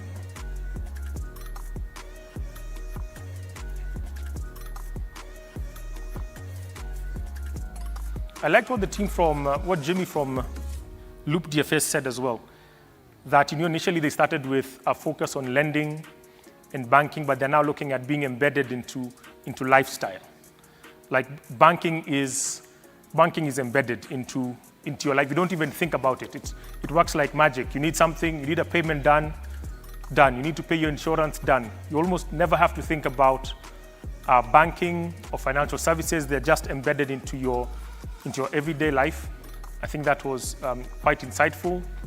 From the team at Central Bank, Michael, he said they are enablers. I think our biggest fear as builders and innovators is we think that the regulator is not approachable, but clearly from Nita and Michael, we see that they are listening, that they are open to gathering ideas and thoughts, and probably walking with you on that journey. And dotted line to what Madam Ambassador said as well, is that don't think you're bigger than the regulator. Your best place to work with them, because they say that African saying that if you want to go quickly, you go alone. But if you want to go far, you go with others. So making sure that you've got a solid offering that can survive the rigors of regulation and scrutiny is very important. By show of hands, how many in this room have already voted? If your hand is not up, why haven't you voted? Are you stuck? Are you conflicted? Speak to a neighbor, ask them what did you think? Can you be a good iFluence on your neighbor? Could you have them put something on a ledger? $10,000 checking into a startup's account would be fantastic.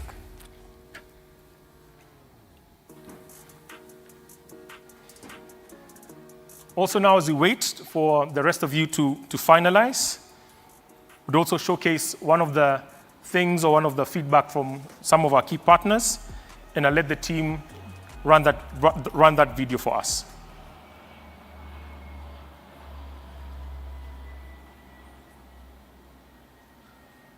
And voting stops in 3, 2, 1. We'll know that winner shortly. So team, kindly cue in the video.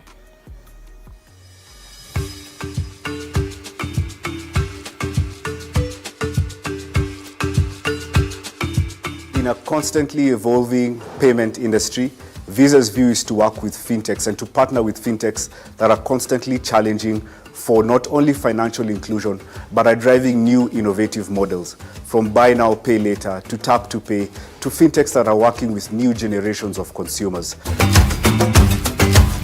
Philip, welcome. Thank you, James. To this discussion. Thank you. Tell us about IP. IP is a Kenyan-based fintech in the digital payment space, regulated by the Central Bank of Kenya. And we are also a subsidiary, part of a larger Pan-African payment group known as eLipa. What's happening in the fintech space right now? Fintech is always exciting. There's always something happening. What's hot is contactless payments. Recently, the Central Bank of Kenya launched quick response code. Scan Ulipe is what they dubbed it as. And so I think we are moving towards a lot more aggregation, consolidation, and even partnership between competitors to be able to just democratize payments for the masses as much as possible.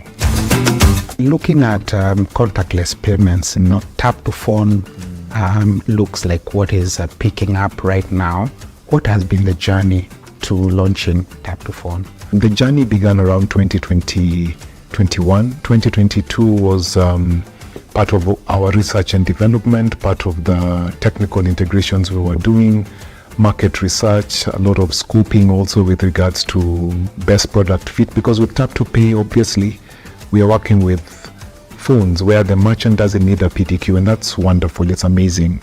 And so the whole idea was, which phones then are available in this market? Who are the original equipment manufacturers who are positioning for this market? Mm-hmm. And if not, then how can we leverage maybe Visa's goodwill to be able to ensure that this market has the right hardware for this particular product? Looking at the consumer, of course, it's an ecosystem play where the merchants need to do something. Yes. The consumer also needs to do something, especially their behavior and what technology they have access to. What value can the market expect to see from this solution? The central bank statistics over the last 10 years have shown that card usage has actually gone up 8-fold. And that shows that there's a lot more appetite from the retail market. And it's amazing that over these 10 years that I've just mentioned, there has also been digitization of card credentials. So that means that now cards are no longer plastic. You can actually have your card on wearable tech. You can have your card on your phone and use that, as a way to pay, and suddenly your bank account is in your phone. Paperless transactions, again, I think is something which is amazing. Yeah. And this is what the tap to phone proposition brings to the market. What can we then expect to see in the future as the ecosystem expands? I think we're going to see cards becoming more ubiquitous. Merchants will be able to, pick payment directly from myself, and I see that as being the way of the future. There's no going back. Really exciting times coming up for the consumers and the ecosystem. Yes. Thank you so much, Philip.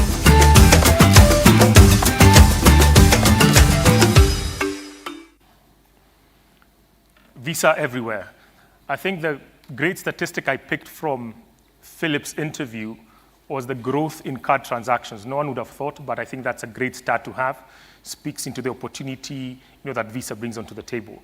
I've been informed that the judges are still deliberating, so we'll take this opportunity for a 3 to 5 minute health break, stretch your legs, and then we'll call the room back to order in those 5 minutes, after which we'll start announcing the award winners. So 3 to 5 minutes, stretch your legs. We'll be back live soon. Thank you.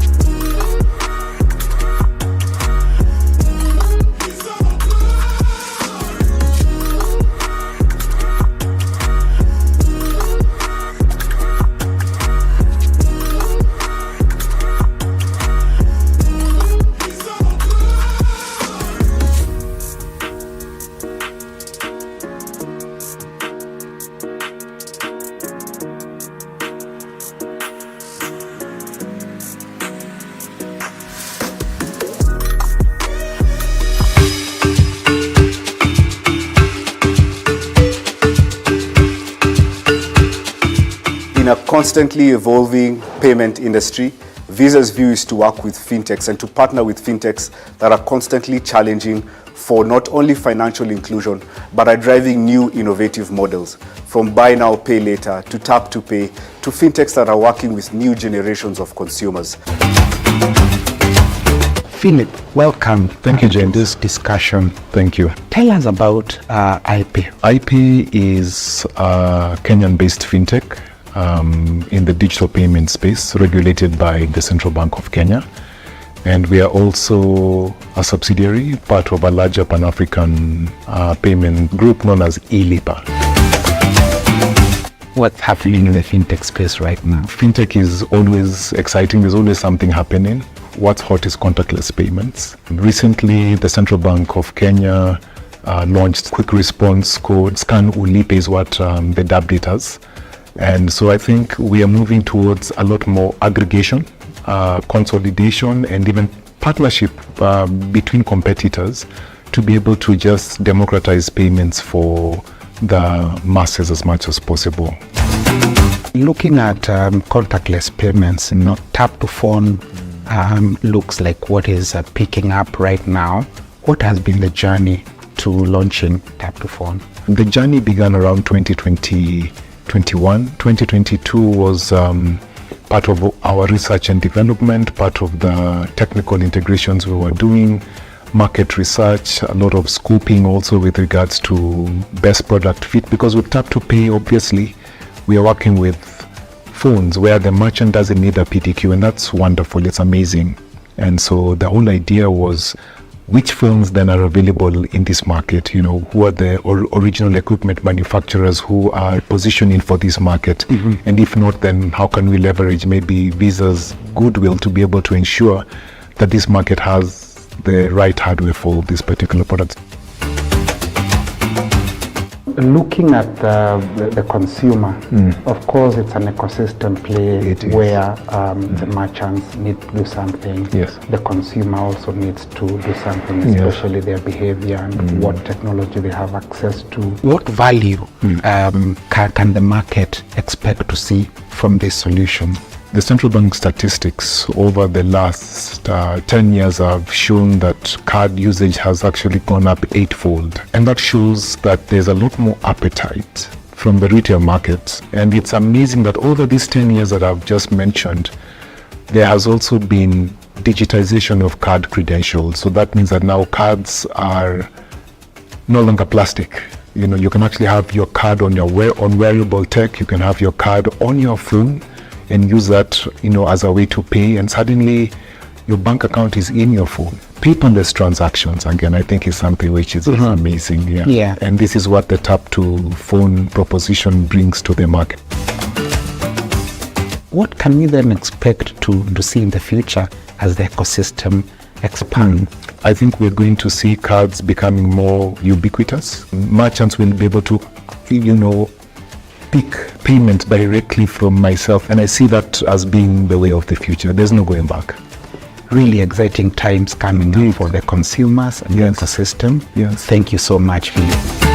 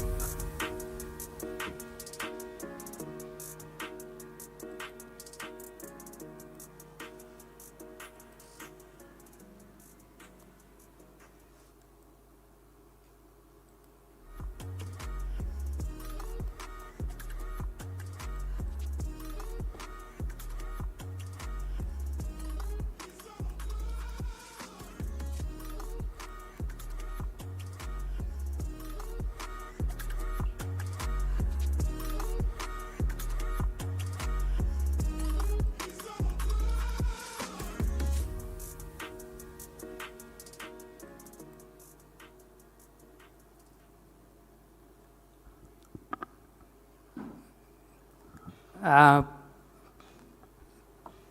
stand here wearing the hat of Engineer John Tanui, the Principal Secretary, State Department for ICT and Digital Economy.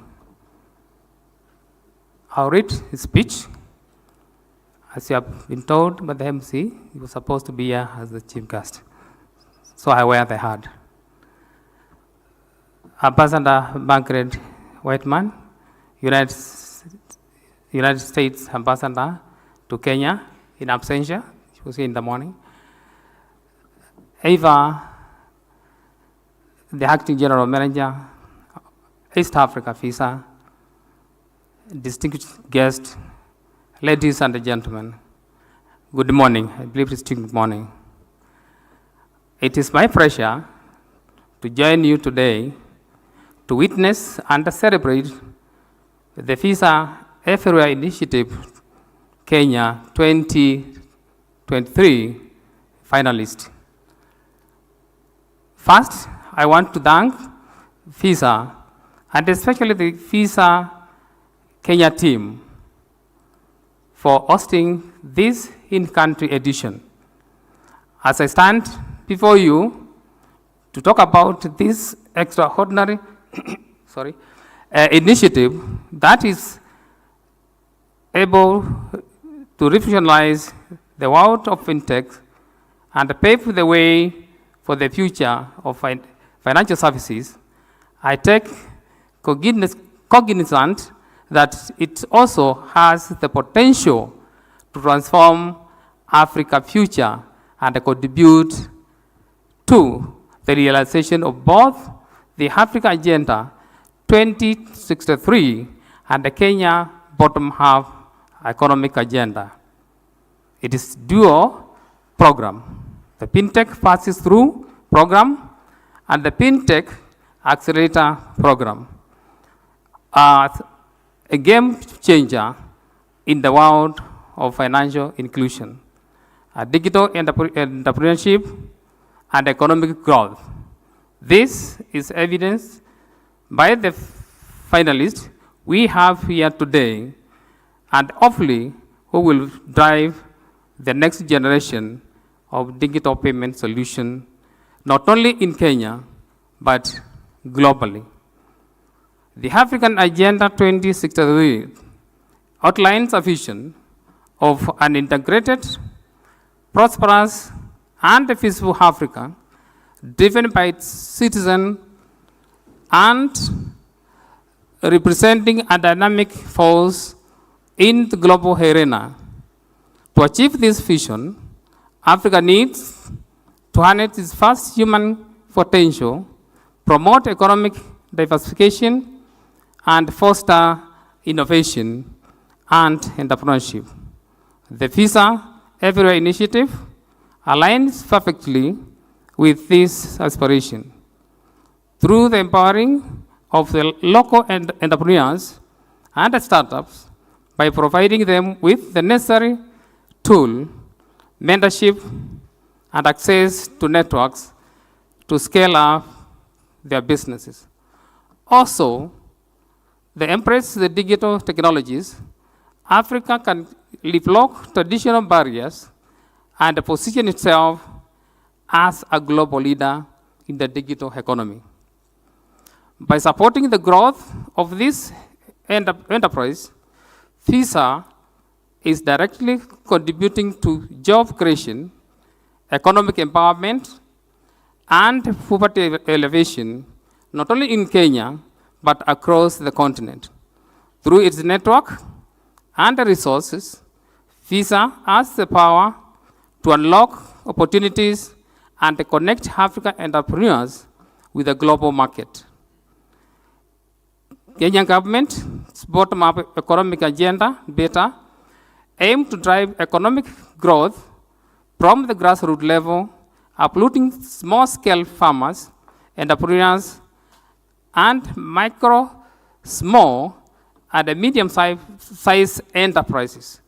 The FISA Everywhere Initiative can serve as a catalyst for this agenda by supporting the startups with innovative solutions that will enable access to digital financial services, fostering innovation in the payment solution, and promoting financial inclusion. One of the key challenges faced by entrepreneurs and SMEs is limited access to financial services. PISA's initiative can address these challenges by leveraging digital payment technologies to create inclusive and accessible financial ecosystem. By promoting digital payments, Visa is not only empowering entrepreneurs with the abilities to transact seamlessly, but also facilitating financial literacy and enabling formalization of business. As the fintech industries continue to grow and evolve, the importance of safeguarding financial transactions and customer data cannot be overstated. Cybersecurity threats are becoming increasingly sophisticated, and the financial institution needs robust defense to protect themselves and their customer. It is my recommendation, therefore, that through this initiative, Visa actively seek out innovative cybersecurity solutions that can fortify their digital ecosystem and ensure the safe and trust of transaction. The government of Kenya availed itself to collaborate on this. Artificial intelligence, AI, is another area where the Visa Everywhere initiative can drive immense opportunities. AI has the potential to transform fintech landscape, enabling personalized and seamless experience for consumers while improving operational efficiency for business. By partnering with fintech startup leveraging AI, Visa is able to explore new frontiers in fraud prevention, risk management, customer service, and data analytics. This collaboration not only enhances the security and integrity of the financial system, but also helps to create new and exciting possibilities for business, government, and consumers alike. The Visa Everywhere initiative serves as a powerful platform for fintech. To enable the effective operation and thriving of the fintech sector, the government, through the Ministry of Information, Communication, and the Digital Economy, is providing enabling environment. So far, the country has over 20,000 kilometers of backbone fiber and targets to establish 100,000 in the next 5 years. To ensure affordable access to internet, we are providing 25,000 Wi-Fi hotspots and setting up 1,450 digital hubs, one in every ward across the country. We are also committed to digitalizing all government services, capacity building our people with relevant digital skills, and linking our youth to digital jobs. We welcome Visa for partnership on this. As I conclude, I congratulate all the finalists in the room today. You have the opportunity to grow at the country level, but also do challenge yourself to look beyond our borders at continental, but also global market.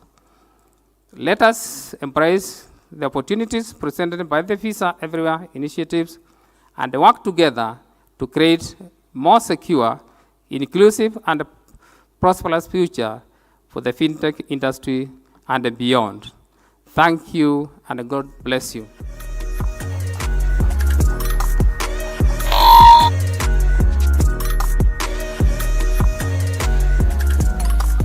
Thank you very much, Mr. Nusu, Deputy Director, ICT, Partnership and Research. Very well said. Two things that I picked up is goodwill and enabling environment.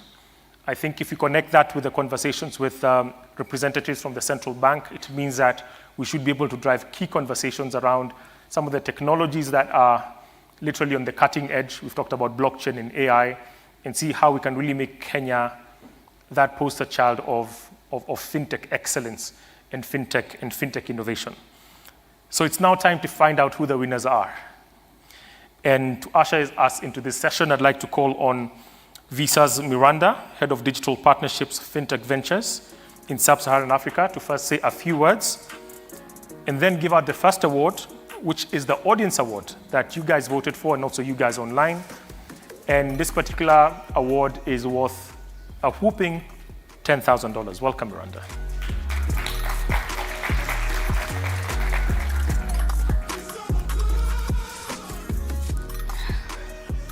Thank you. Good morning. Can you hear me okay? Great. Just firstly, congratulations to the 5 finalists. You should be extremely proud of yourself. We are so happy to have you here. You delivered amazing pitches, and just a very big congratulations to you for the achievement. And to the rest of the ecosystem that I see around the room. I mean, it's incredible to witness the growth of fintech over the years. To see traditional banks, the regulators, policymakers, fintech solutions, startups, growth ups, scale ups, investors, VCs, all combining themselves towards a greater good in terms of accelerating the growth of our non-FI ecosystem, but creating and fostering an environment that allows them to co-create, to partner, and to scale, with the ultimate intention of changing people's lives, within the African continent. So I just want to say thank you for your attendance. Thank you for your continued support. Our Everywhere initiative comes at a really timely moment, and on the back of Visa's commitment of $1 billion investment within Africa over the coming years, we were super excited to announce the launch of our African Accelerator. I'm also very pleased to share with each of the finalists that we will be working very closely with each of you to fast-track your path to potentially form part of the first cohort later this year. So congratulations once again.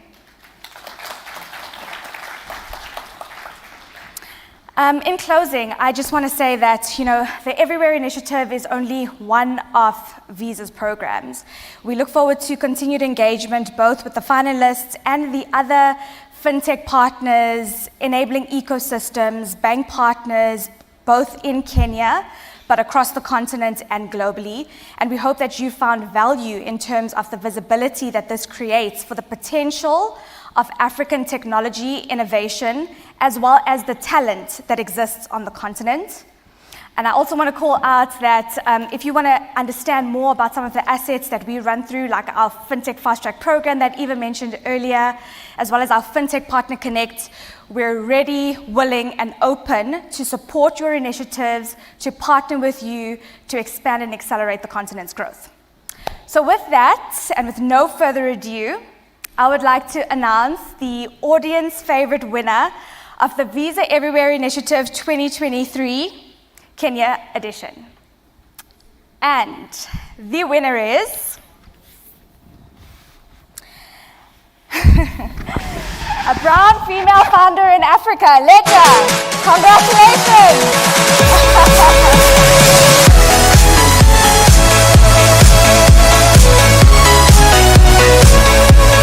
Congratulations.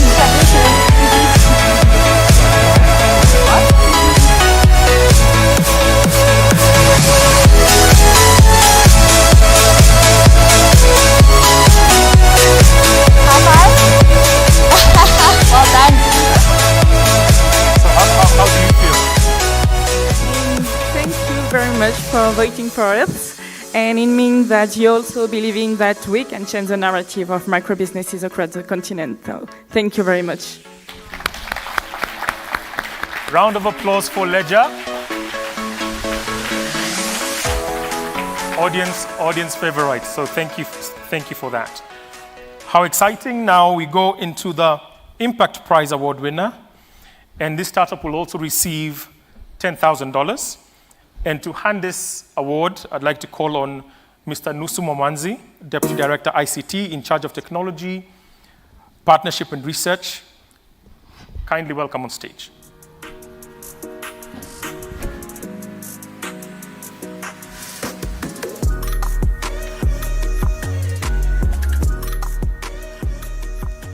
I could hold it for you. Shall we keep it just short and sharp? Yeah, that's true. So kindly bring on the check on stage.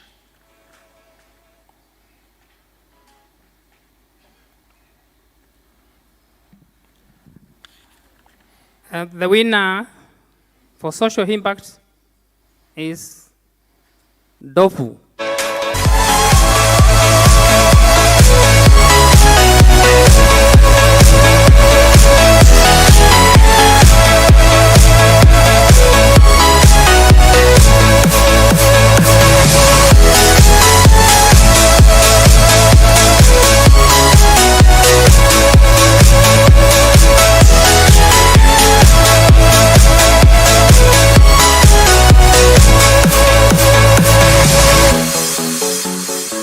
Fantastic job, Radhika. How are you feeling? I'd like to say thank you so much. There's a lot of social impact that all the other startups are also doing. And I think without every one of us in the ecosystem, it will not be possible. But I'm really happy to accept this award. Thank you. Fantastic.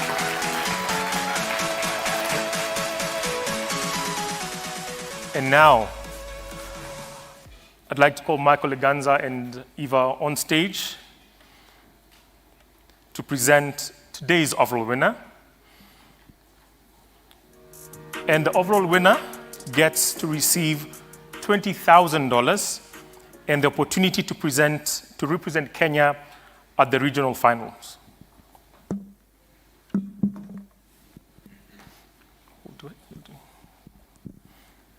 So it is my proud pleasure to announce, drums roll, and the overall winner to the Visa Everywhere Initiative 2023 iFluence.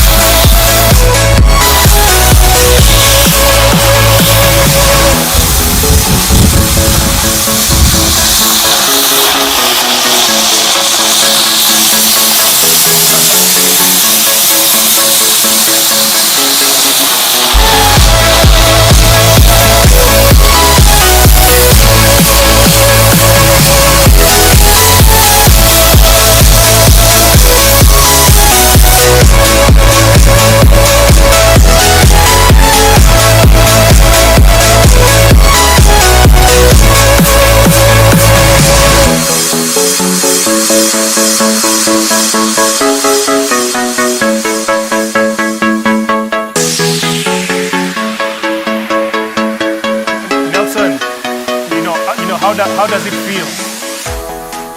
I'm speechless, I really didn't expect this, but I'm really super excited about this. Thank you so much, Visa, for the opportunity. It's something I've really been looking forward to working with because I see the synergies. I've met, a splendid set of founders who we are going to work together on a few objectives too soon. I think we have synergies there. But yeah, thank you so much. It's great that we can build something out of drinking and then it becomes this big, but thank you. Fantastic.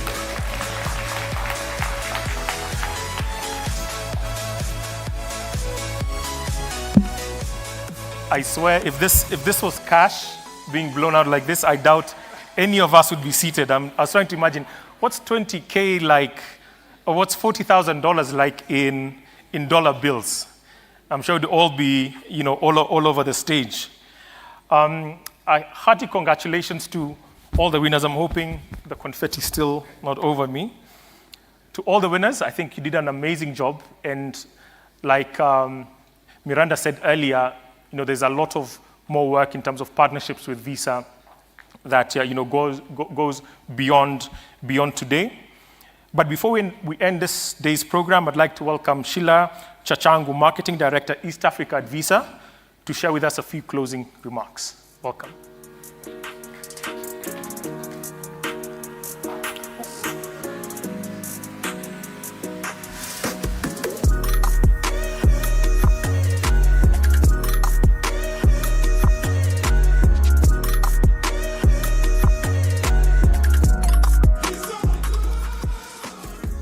Wow.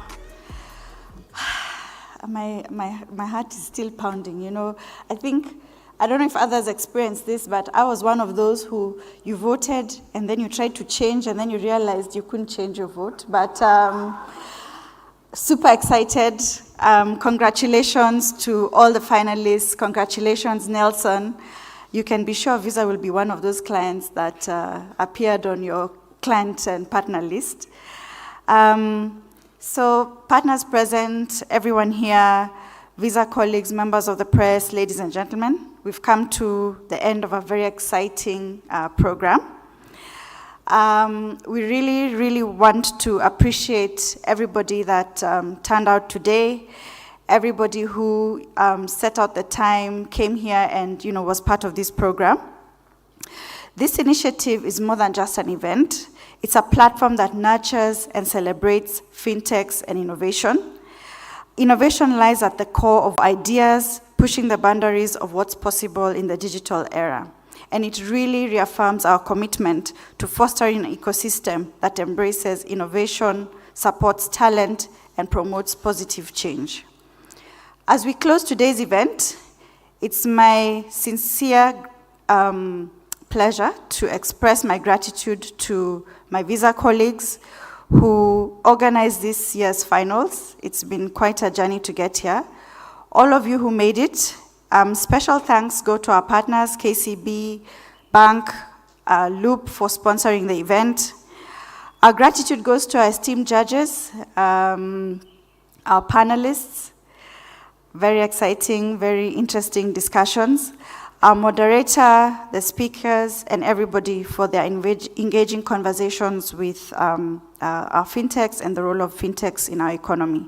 Thank you to our MC, although he massacred my name, but thank you for your outstanding performance during this event. A big thank you to all our service providers who really worked diligently to ensure this event turned out to be the success it was. Thank you to our host, Scale. So thank you everyone for coming today. We wish you a lovely rest of the day. Thank you.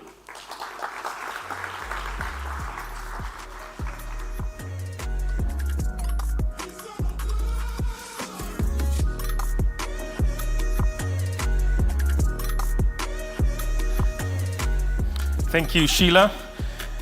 Once more, congratulations to all our 5 finalists and also those who took home some of the prizes. Thank you to our judges. Without you, this process would not have been possible. And for you here, physically present, and also those joining us online, we thank you for participating, for also lending your vote to a much-deserving audience favorite. My name is Mbogo Njehia. It's been great chaperoning this morning for you. And before I release us, I'd like for us to then watch a virtual tour of the Visa Innovation Studio Nairobi, after which I bid you a blessed and excellent rest of your day. Asanteni sana.